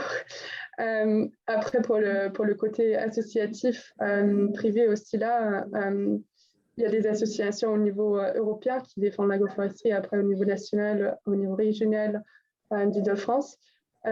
Mais là, déjà, on peut faire bien la liaison avec la particularité de la région Île-de-France parce qu'effectivement, ici, le mouvement, il est assez nouveau. Il n'y a qu'une association, en fait, qui défend l'agroforesterie. Et c'est assez intéressant, en fait, parce qu'il y a plein de jeunes comme moi inclus qui s'intéressent beaucoup à la question, mais qui n'ont pas vraiment d'expérience dedans, qui viennent vraiment de ce monde chercheur ou militantes écologistes plutôt, que vraiment des praticiens paysans agricoles qui ont déjà pratiqué l'agriculture pendant toute leur vie. Et ces gens-là, en Île-de-France, c'est vraiment surtout ceux qui sont inscrits vraiment au fond dans ce discours d'après-guerre de productivisme, de produire sur les grandes surfaces. Du coup, il y a vraiment un décalage assez grand entre ces deux côtés-là. Et c'est vraiment pas pareil dans d'autres régions en France où il y a des systèmes traditionnels d'agriculture qui fonctionnent naturellement avec des arbres, par exemple en Normandie, le bocage, en Bretagne aussi, des jouels. Il y a d'autres régions où c'est beaucoup plus présent encore aujourd'hui. Alors c'était assez intéressant d'avoir cette tension-là. Je vais finir là. Parce que... Oui, okay. Merci Katharina. Parce que vous avez plein de questions. Donc, voilà. Avant de passer la parole à Damien, peut-être qu'on peut prendre une partie des questions qui lui sont directement adressées. Je ne sais pas si vous pouvez les voir dans le chat. Oui, j'ai vu. Pierre, voilà. Donc, peut-être que vous pouvez répondre à Pierre, puisque les questions sont formulées, donc on va faire comme ça. Je vous donnerai la parole, Pierre et Laura, si vous le souhaitez, mais allez-y, Lucien. Pardon, Damien. Pas de problème. Du coup, simplement pour revenir rapidement sur la question qui avait été posée par Madame Revet notamment sur le fait de qualifier les acteurs plus précisément, je suis totalement d'accord. Et c'était, je pense, un des enjeux du mémoire et potentiellement d'une valorisation du mémoire, c'est de se concentrer sur vraiment, je l'ai trop rapidement abordé, mais situer les experts est très important, leur lien avec les milieux rationalistes, l'Association française pour l'information scientifique, mieux qualifier les disciplines. Leur discipline d'origine, c'est très important. Donc, merci de l'avoir soulevé. Alors d'abord la question, donc pourquoi les associations de victimes n'ont pas choisi de contester l'indemnisation au cas par cas inscrite dans la loi pour remettre au centre la causalité. En fait, c'est ce qui est important aussi de souligner et que Yannick Barth, sur la mobilisation des vétérans, avait déjà soulevé, c'est le fait que la coalition qui a conduit à l'adoption de la loi est une coalition plutôt presque improbable entre des vétérans, des vétérans, donc d'anciens soldats qui, pour certains, en fait, expriment une certaine fierté d'avoir participé à l'aventure nucléaire et revendiquent, ça c'est un de ces titres de chapitre, mais revendiquent le droit d'être fier d'avoir participé à cette histoire et cadre la demande de reconnaissance comme celle que doit un État et une armée à des soldats qui sont sacrifiés pour elle, alors qu'on a en même temps, en Polynésie française notamment, des groupes qui, notamment une association qui s'est créée en 2017, je crois, qui cadre totalement ces revendications dans une perspective postcoloniale de dénonciation des essais nucléaires comme un colonialisme nucléaire. Et donc, en fait, leurs stratégies ont conduit à l'adoption de la loi Morin, mais finalement, depuis, leurs stratégies ont beaucoup évolué et notamment les associations polynésiennes sont de plus en plus dans une position de remise en cause de cette indemnisation individuelle et notamment dans les rencontres avec le ministère de la Défense, le ministère de la Santé. Ils demandent par exemple une dotation pour le territoire. Donc la loi Morin est venue partiellement répondre à une demande, mais face à ces défaillances également, a conduit à l'apparition de nouvelles associations et à des revendications différentes. Et donc, j'espère que j'ai su répondre à cette question. Et sur la deuxième, sur quels critères sont nommés par le gouvernement les médecins experts du CIVEN. Alors, il y a eu une petite évolution. Là, j'ai retrouvé sous les yeux le décret.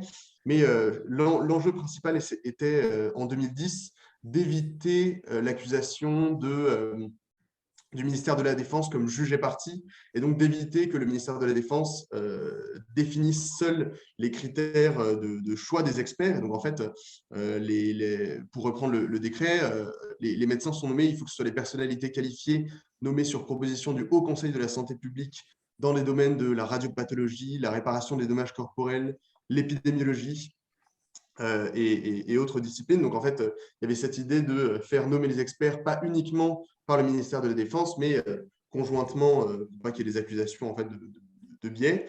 Et puis, en 2013, pardon, il y a eu une modification de la loi qui a conduit à la nomination d'un expert supplémentaire, lui nommé par les associations, pour contribuer, encore une fois, à combattre l'idée que le dispositif serait biaisé et instruira à charge contre les victimes. Voilà, j'espère que j'ai su répondre. Non, très bien, oui. On a peut-être pas tout à fait à tout, mais déjà beaucoup d'informations, beaucoup d'éléments. J'ai envie de passer la parole à Laura, si elle veut bien. Laura, est-ce que vous voulez poser votre question? Vous avez deux questions qui sont intéressantes pour deux des intervenants, et puis une plus transversale sur le processus de recherche. Et je trouve, si vous souhaitez les exprimer à l'oral, vous êtes la bienvenue. Oui, bien sûr. Je suis un peu malade, mais je vais essayer de m'exprimer.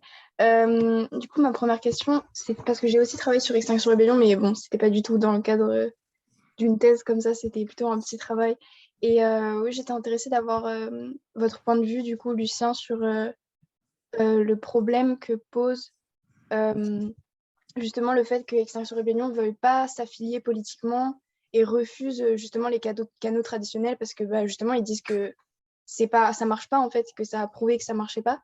Et en quoi est-ce que vous pensez qu'il y a des solutions et est-ce que vous pensez que Extinction Rebellion est capable de se réinventer et de trouver un moyen justement de pouvoir qu'en fait ces actions aient un impact sur les décisions politiques concrètement? Peut-être qu'on peut ajouter à cela la question de Martin, non? Ah non, c'était pour Lucien, pardon. Oui. Non, pour Lucien, non, c'est bien ça. D'où viennent ces militants? Pourquoi ils arrivent là? Est-ce qu'ils ont milité dans d'autres mouvements? Est-ce qu'ils arrivent à Extinction Rebellion après une rupture avec d'autres mouvements qui n'étaient pas assez radicaux? Je peux répondre oui sur plusieurs questions, je commence à prendre des notes. Donc merci pour cette question. La question de l'efficacité, je pense que beaucoup de militants ne dorment pas en réfléchissant à ça. Est-ce que c'est efficace? Et beaucoup se posent la question en fait, de l'efficacité. Et souvent, c'est les personnes plus âgées dans le mouvement qui continuent à remotiver les jeunes en disant mais si vous inquiétez pas, il y a un impact. Et au début, tout le monde avait l'impression un peu de réinventer le monde, de retrouver des solutions et que le mouvement allait marcher. Et au final, c'était un peu une forme de déprime qui a gagné le mouvement. Mais je pense qu'avec cette idée de dénonciation, il y a quelque chose qui garde une forme de pertinence chez ces militants et quand en fait ils mènent des nouvelles actions contre des aéroports et tout ça, rien qu'en termes de message, de cadrage de l'écologie, et par exemple le ministère de la transition écologique, Jean-Baptiste Djebbari, qui annonçait des avions qui seraient zéro émission nette, c'est intéressant d'avoir des mouvements qui contestent un peu ce cadrage en disant mais qu'est-ce que ça veut dire zéro émission nette? Et voilà, je pense que le mouvement garde un futur dans un peu cette critique ou enfin voilà, qui oblige des acteurs à se positionner, à justifier leur choix. Et dans un contexte où on a beaucoup de rapports, comme le rapport du Haut Conseil pour le climat en France, qui montre que la trajectoire prise par la France ne respecte pas les accords de Paris, c'est important d'avoir des mouvements qui font vivre cette critique et rappellent au gouvernement, malgré des prises de parole un peu enthousiastes, que voilà, ce n'est pas forcément le cas et que ça se discute. Pour la question, il y avait une question sur la Convention citoyenne pour le climat et son efficacité. Ça me permet de faire le point avec une autre après.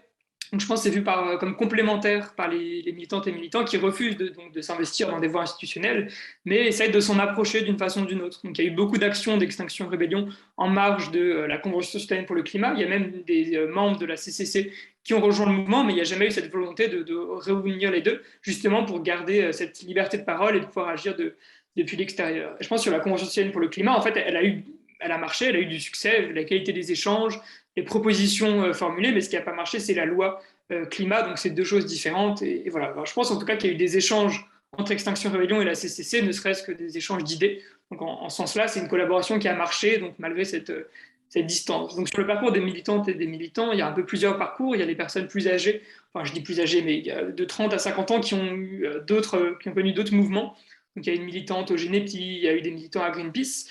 Voilà, pour la plupart, donc, les personnes qui ont plus de 20-30 ans ont déjà, enfin plus de 30 ans, ont déjà milité dans d'autres mouvements. Les jeunes, c'est plus différent. Il y a beaucoup qui viennent de Marche pour le climat. Il y en a quelques-uns qui viennent des Gilets jaunes, qui ont croisé Extinction Rebellion un peu par hasard. Donc c'est un peu des expériences diffuses, mais qui ont trouvé une cohérence avec Extinction Rebellion. Il y a pas mal de gens qui sont passés chez Greenpeace ou d'autres organisations, mais qui au bout de quelques semaines sont partis avec l'impression d'avoir aucune autonomie et de vouloir mener des actions en leur nom. Il y a aussi des gens qui ont juste rejoint avec les réseaux sociaux. Il y avait aussi une question sur le fait de se concentrer sur le gouvernement et de dénoncer un système plutôt que de se focaliser sur les comportements individuels. Donc, chez Extinction Rebellion, c'est intéressant, il y a un principe de non-culpabilisation qui fonde un peu le mouvement, qui est de dire la solution, les individus, certes, il faudrait changer les modes de vie, mais c'est pas très productif de cibler directement les individus, donc autant cibler les systèmes. Je pense qu'il y a aussi une question de cohérence de répertoire, c'est-à-dire qu'il vaut mieux se concentrer sur un aspect et un peu faire une division des tâches avec d'autres mouvements qui se focalisent là-dessus. Il y a une question d'efficacité aussi, je ne sais pas si tout le monde connaît ce travail, il faut que je le retrouve, mais qui montrait que ce qu'on appelle les éco-gestes ne suffiraient, c'est-à-dire les solutions individuelles, composter au maximum, être zéro déchet, ne permettrait d'atteindre que 25% des objectifs climatiques. Donc ça pose quand même une question systémique de l'État, de ces objectifs, de comment les respecter. Et il y a un exemple intéressant qui m'est venu en tête, c'est les SUV ou Extinction Rebellion à un moment, et c'était aussi une façon de se renouveler, c'est mis à Bordeaux à dégonfler les pneus de SUV, simplement en enlevant le bouchon, donc sans rien détruire, mais ça a fait beaucoup de polémiques, donc pour revenir aussi aux tensions du mouvement, en disant mais est-ce que c'est vraiment, est-ce que la personne qui retrouve son SUV débouché le matin va avoir la volonté de se débarrasser et de changer de mobilité? Donc c'est une question qui anime le mouvement, et voilà, je pense qu'il y a cette question un peu d'efficacité et de cohérence aussi. Et merci pour les questions. Bon, merci beaucoup. Je vais passer la parole à Jost de Moor, qui est chercheur au Centre d'études européennes et de politique comparée, qui vient de nous rejoindre à Sciences Po pour développer ses recherches sur les politiques environnementales et qui a des questions à vous poser. Jost, you can raise your question in English or in French. You're most welcome, either way. Thank you. I will do it in English. I think it would become a mess if I would try to do it in French. But feel free to answer in French if you want, if you prefer. So thanks a lot for three very, very interesting presentations and projects. I have some questions for Lucien and one question or proposal for Damien.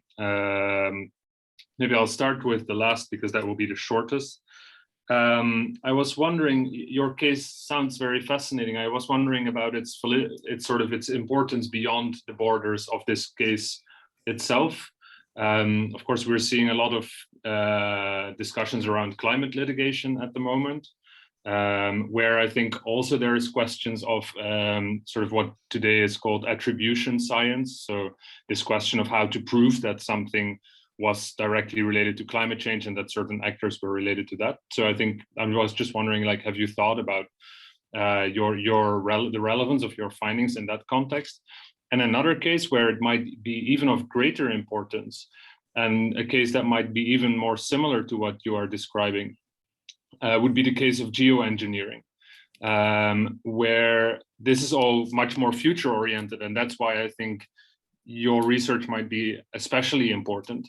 Listening to some campaigners who are campaigning against geoengineering, they have many worries, but one of their worries is that when people start implementing geoengineering, like these kinds of solar radiation, I forgot the name of it, but putting these particles in the atmosphere that reflect the sun, one of the concerns is not just that there will be negative impacts, but also that the victims of those negative impacts will find it very difficult to prove that they are the victim of a certain measure, right? You implement this at a global scale, and then there's a local level victim.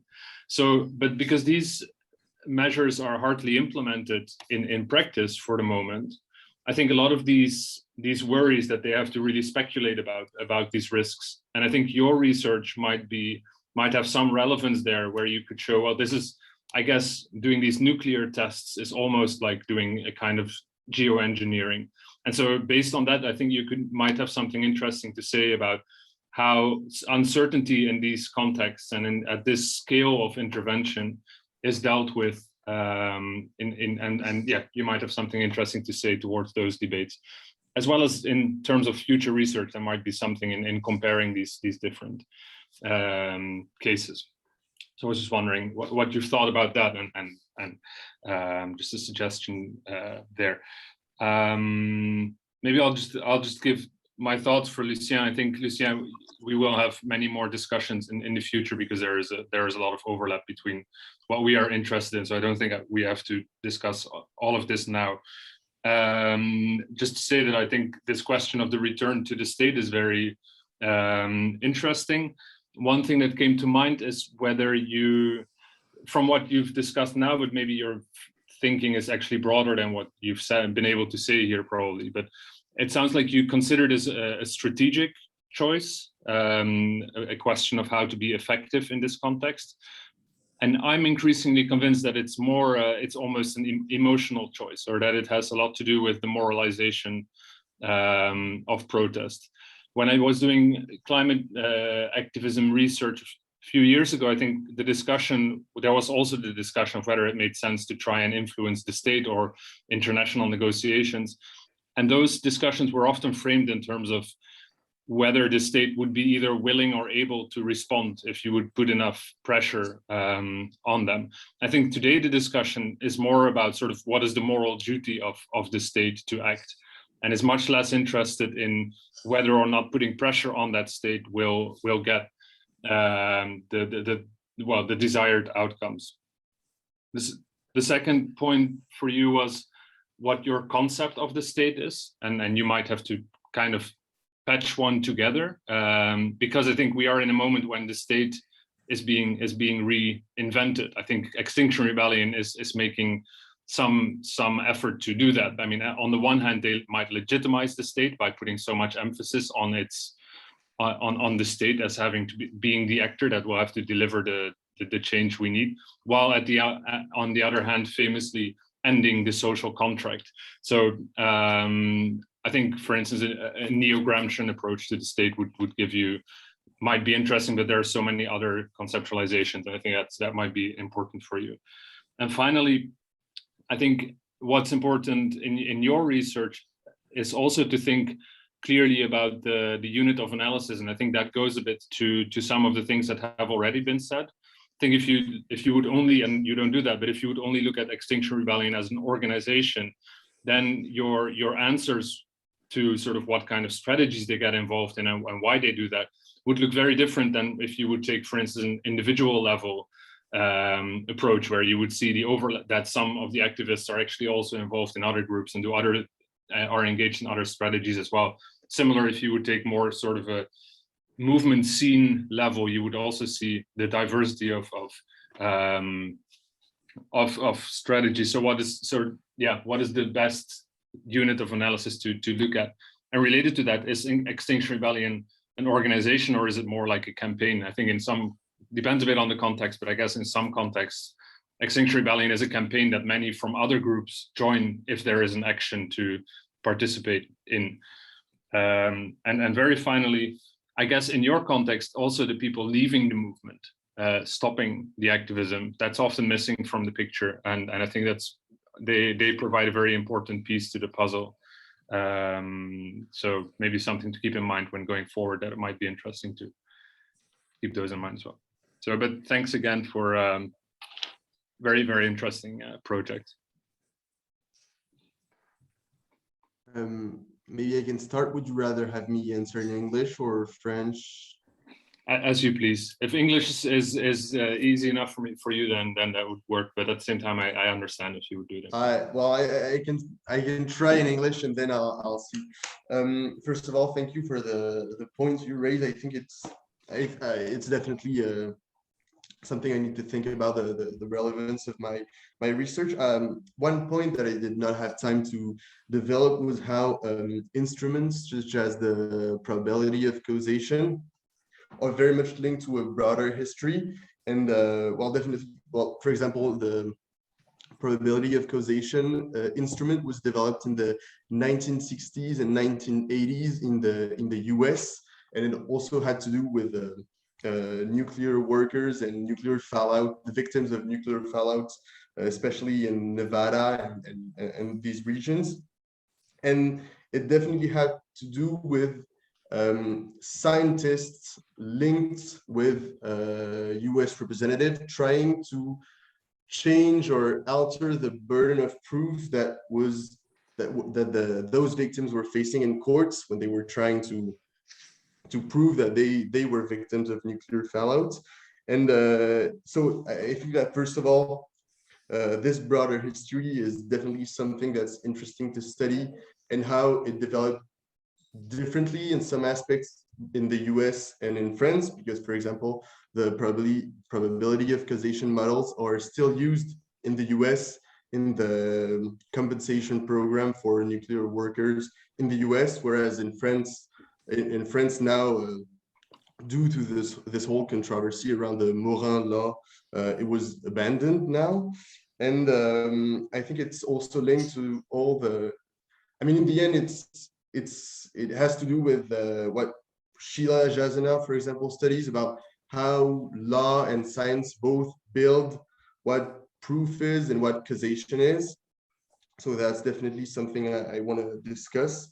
And then finally about, for example, the geoengineering and judging the future, or this link with temporality. I'm not sure I can give an interesting answer, but one thing it made me think of was how, in link to this future and past judgments, was how experts, what they told me in interviews, was how they thought that it was quite unfair to judge the scientists and the people in charge of the nuclear program in the 1960s by today's standards.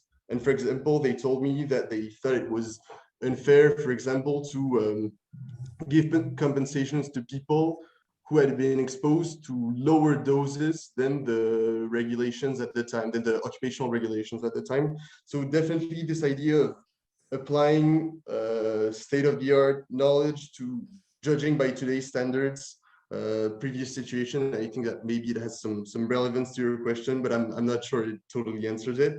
But thanks a lot for the points you raised.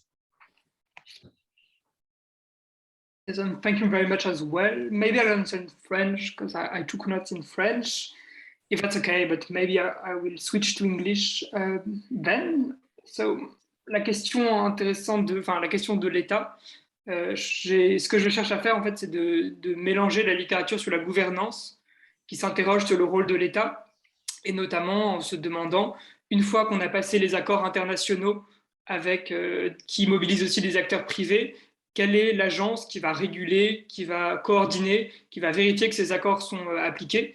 Et est-ce que l'État a justement un rôle? Est-ce qu'il a une capacité d'agir, une légitimité de le faire? Et est-ce que les mouvements sociaux peuvent insister ou pas sur cette légitimité? Donc c'est un peu cette question. Mais c'est vraiment une question intéressante, et la question de quelle définition de l'État, je pense, c'est ce qui va m'occuper pour les prochaines semaines. Et merci beaucoup de l'avoir soulevé. La question aussi de l'émotionnel et du stratégique, je la trouve vraiment intéressante. Je pense qu'en effet, c'est important. Je pense que c'est les deux à la fois, en fait. Pour moi, en ciblant l'État, les gens, je pense, touchent plus les individus, avec l'État qui quand même garde une pertinence pour les gens, même en contexte de globalisation. Donc c'est peut-être plus familier pour beaucoup de personnes de parler de l'État, et que peut-être en parlant de l'État, on parle aussi beaucoup d'autres choses. Donc on parle du rôle de l'État dans les négociations internationales, le rôle de l'État dans l'organisation du marché. Voilà, donc peut-être c'est là où croiser avec la littérature sur la gouvernance, ça peut être intéressant. Sur le côté campagne et organisation, j'ai l'impression que ça dépend beaucoup, et qu'en France, comme il n'y a pas eu d'autres mouvements très très importants, j'ai l'impression qu'en fait c'est plus les personnes de mouvements institutionnalisés qui naviguent beaucoup. Mais Extinction Rebellion, peut-être, j'ai l'impression, regroupe beaucoup de gens pour qui c'est une première expérience, ou qui s'investissent surtout là-dedans et qui continuent à s'investir beaucoup en ligne. Voilà. Mais peut-être que ça a changé, et peut-être qu'avec le déclin du mouvement, maintenant ils cherchent d'autres choses. Mais voilà. Et merci pour la piste des gens qui quittent le mouvement. Je pense que je vais vraiment m'intéresser à eux. Donc merci beaucoup.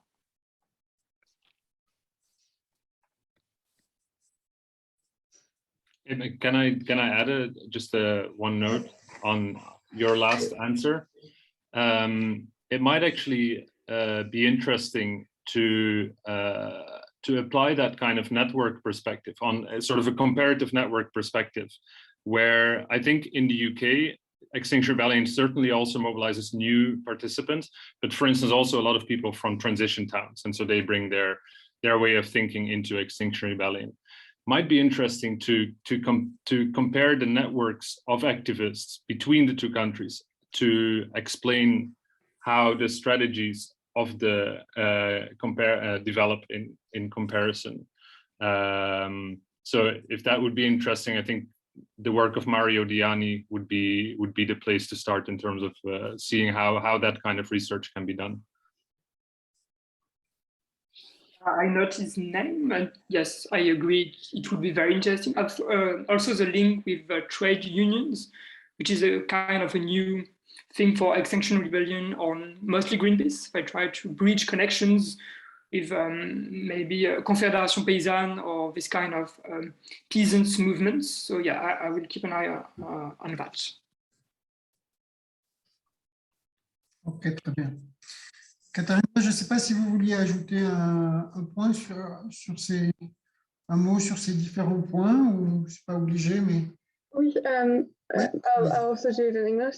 Just on the last point, actually, this question of integrating other movements into the specific movement, because I always feel that it's a very elitist movement that is very based on young, predominantly white youth with a fairly good educational background. It would be really interesting, I think, to look at ways to extend that, and how to also, is there ways to also mobilize other parts of society, because after all, it's a question that should be pertinent for all of society. Already extending to other professions like Confédération Paysanne, or like just other professions already seems very, very interesting to me.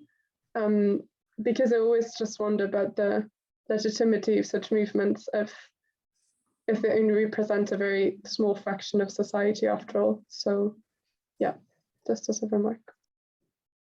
Merci beaucoup, Katharina. J'ai envie de revenir à une question de Laura qui est dans le chat, parce que je trouve que c'est une bonne question. Laura a dit, durant le processus de recherche, comment savoir où s'arrêter dans l'accumulation des sources? Avez-vous eu l'impression d'avoir totalement fait le tour du sujet, du moins dans la période que vous étudiez?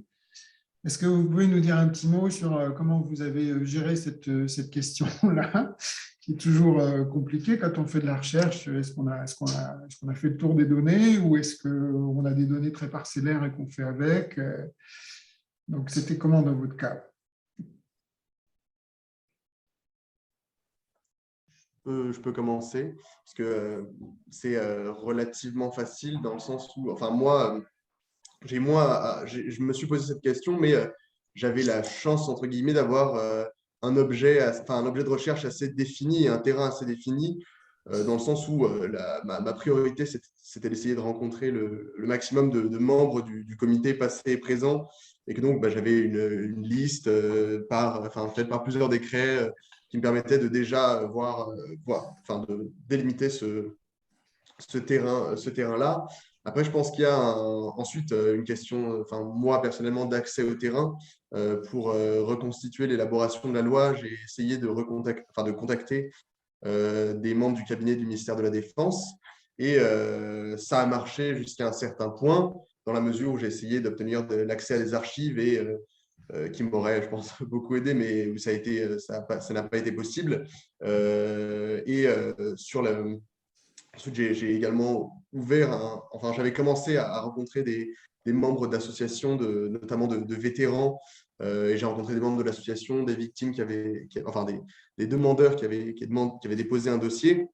Mais je pense qu'il y avait également un principe de réalité qui s'est opposé, que le mémoire c'est un temps assez court, et donc à un moment il fallait s'arrêter. Mais personnellement, je pense que en termes de temporalité, j'aurais pu aller plus loin si j'avais eu le temps. Donc je pense que c'est ça, voir son objet de recherche et aussi le temps qu'on a. Ça a été mon expérience. Okay, merci. Je peux répondre aussi. Moi, je pense que ça a été le temps de l'année scolaire aussi, bêtement. Où j'ai eu du Covid aussi, où en novembre-décembre, en septembre, surtout un peu de temps pour faire des données. Ensuite, il y avait des essais à rendre pour la fin du semestre. Et ensuite, avec le déconfinement, je me dis, c'est l'occasion de faire des entretiens. Après, par contre, c'était dur de savoir quand s'arrêter, puisqu'à chaque entretien que je faisais, je me disais, il faudrait compenser ça par quelqu'un de plus ancien, par quelqu'un qui a fait ça, qui a fait ça. Et c'est assez dur de savoir quand arrêter, mais en fait, si on se met une date avant, en disant, par exemple, mi-mars, j'aimerais me mettre à traiter les entretiens, je pense que c'est bien aussi, et qu'en fait, à un moment, on revient sur tout ce qu'on a produit.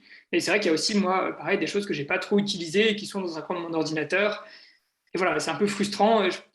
Voilà, c'est un peu toujours comme ça, je pense. Mais tant qu'on arrive à produire un propos et peut-être garder ces données pour de futurs travaux, je pense que... voilà. Oui, et moi, au final, c'était peut-être un peu le cas contraire à Damien, où mon sujet était assez ouvert. Alors, j'avais vraiment beaucoup de choix en termes de avec qui je veux parler. Au début, c'était vachement difficile à obtenir des entretiens, surtout parce que c'est surtout des gens qui sont très occupés, qui ont plein d'autres choses à faire. Alors, c'était assez difficile, mais une fois commencé, quelqu'un d'autre, tu dis à quelqu'un d'autre, du coup, ça devient de plus en plus facile. Et en termes de savoir où s'arrêter, aussi, au bout d'un moment, il faut s'arrêter parce que voilà, il faut commencer l'analyse des données, il faut commencer à écrire. Mais par exemple, au final, j'avais des retours pendant, je crois, 3 ou 4 semaines avant le rendu. J'ai encore fait l'entretien juste pour l'avoir fait et voilà, utiliser les données pour autre chose ou aussi juste pour confirmer mes résultats à moi. Du coup, c'était vraiment là le moment, ou même avant, le moment quand tes partenaires d'entretien te disent un peu la même chose. À la fois, tu vas voir ressortir les arguments principaux, en fait, et tout ce qui est un peu à côté, voilà, on ne peut pas tout mettre dans le même mémoire, mais voilà, il y a toujours moyen de le garder pour l'après. Ok, merci beaucoup. Bon, je crois qu'on a à peu près pris les questions du chat. Est-ce qu'on a d'autres commentaires ou questions? Moi, je veux bien poser une question à Julia. Dans quelle mesure est-ce que vous pensez vraiment que la région Île-de-France va être radicalement différente d'autres régions, en particulier, par exemple, de la Bavière? Parce que finalement, si vous trouvez que c'est parce que ça vient du local, ça peut venir du local de partout, mais enfin, j'aimerais bien avoir vos réflexions là-dessus. Oui, c'est pour ça en fait que j'aimerais beaucoup étendre la recherche à d'autres régions parce que voilà, maintenant je peux justement répondre de manière comment dire without proof. Alors pour le cas d'Île-de-France, en fait, j'ai trouvé que ça dépend beaucoup de l'ambition. Enfin, c'est un jeu politique en gros, parce qu'en Île-de-France, la tête de la région, Valérie Pécresse, elle est beaucoup rapprochée pour avoir des ambitions politiques au niveau national. Du coup, au final, les politiques régionales, ils ont tendance de faire contrepoids à tout ce qui dit le niveau national. Alors, s'il y a un plan national pour l'agroforesterie, la région aura plutôt tendance à dire non, nous on fait l'inverse. Déjà ça, au niveau politique. Et après, au niveau, enfin, c'est aussi politique d'une certaine manière si on regarde les chambres d'agriculture qui normalement établissent vraiment un lien régional avec tout ce qui se passe après au niveau politique plus haut.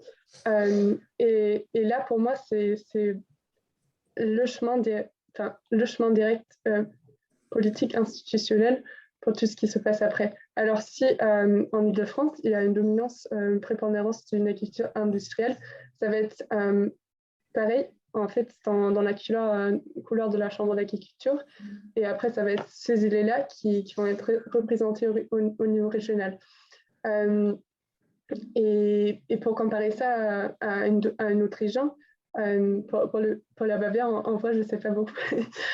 Mais pour le comparer, par exemple, à la Bretagne, où l'agroforesterie, où la haie était présente depuis des décennies, des années, c'est une pratique qui était jamais beaucoup perdue. Là, déjà, la couleur de la chambre d'agriculture va être différente au niveau politique. Alors, ça se traduit après aussi dans des politiques régionales différentes, où, par exemple, la Bretagne, ils ont même un programme régional pour soutenir la haie, le programme d'exbocage. Alors, je dirais c'est lié à beaucoup de facteurs historiques qui après se traduisent dans l'orientation politique de la Chambre d'agriculture de la région. Ok, merci Katharina. Pierre adresse une peut-être dernière question sur les retours des acteurs. C'est une question intéressante. Est-ce que vous avez partagé les résultats de vos travaux avec vos interlocuteurs et qu'est-ce qu'ils vous ont dit? Alors moi, je l'ai fait par message automatiquement sans qu'on me le demande aux 15 personnes. J'ai dû avoir 5 réponses et j'en pense notamment une qui était intéressante. Une personne, voilà, et c'est là où ça pose la question de la proximité sociologique avec les personnes. Et la personne me fait un commentaire qui me dit c'est très intéressant, un peu théorique, mais est-ce que tu as pensé à ces pistes de recherche? Et en fait, voilà, c'était des personnes qui voyaient un peu quels étaient les débats académiques et comment je pouvais me situer. Donc c'est aussi intéressant et un peu inattendu. Voilà.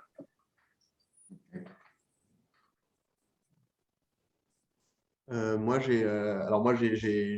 l'ai envoyé aux personnes qui me l'ont demandé, notamment des experts scientifiques, et j'ai eu plutôt de bons retours. Il y a une conseillère d'État qui a considéré que j'avais restitué les contraintes avec lesquelles elle avait dû travailler. Et plus étonnant, j'ai aussi un expert scientifique qui qui avait lu les travaux de sociologie critique, de sociologie de l'expertise encadrés notamment par mon directeur de mémoire, et qui les avaient lus et qui avaient une idée dessus, qui en avaient une idée assez positive. Donc, j'étais assez étonné, mais voilà les retours que j'ai eus.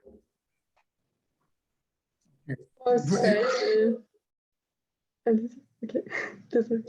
Moi aussi, je l'avais envoyé à toutes mes partenaires d'entretien. Aussi plutôt des bons retours, des retours positifs. Agrofil, l'association qui est présente ici au terrain, et m'ont proposé de voilà, prendre mes résultats de recherche pour faire un travail de plaidoyer au sein de la région pour la nouvelle PAC. Ce qui n'a jamais évolué malheureusement. Ça aurait été chouette. Et après aussi, il y a une base de données de l'RMT agroforesterie où j'ai pu publier mon travail. Alors, il est au moins dans le réseau. Du coup, voilà, assez contente avec tous ces retours.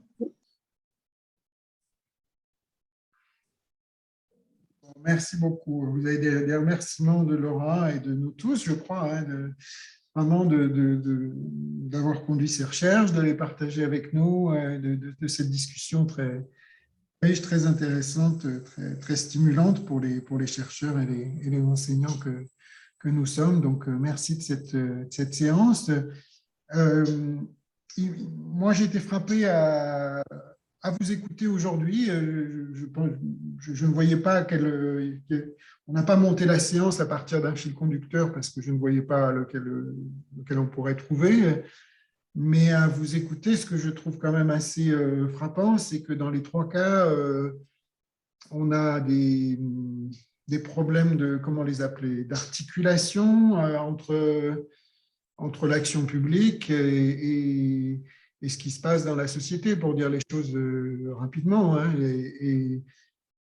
Alors, c'est la politique, ça, hein, de manière générale, mais ce qui est assez frappant dans les trois cas, c'est que justement, il y a très peu d'articulation, il y a des formes de découplage qui sont très fortes, on a presque l'impression d'une schizophrénie entre l'action publique environnementale et puis les mouvements sociaux, ou ce que ça peut animer dans la société, dans le mémoire de Katharina, qui est celui que je connais le mieux, évidemment.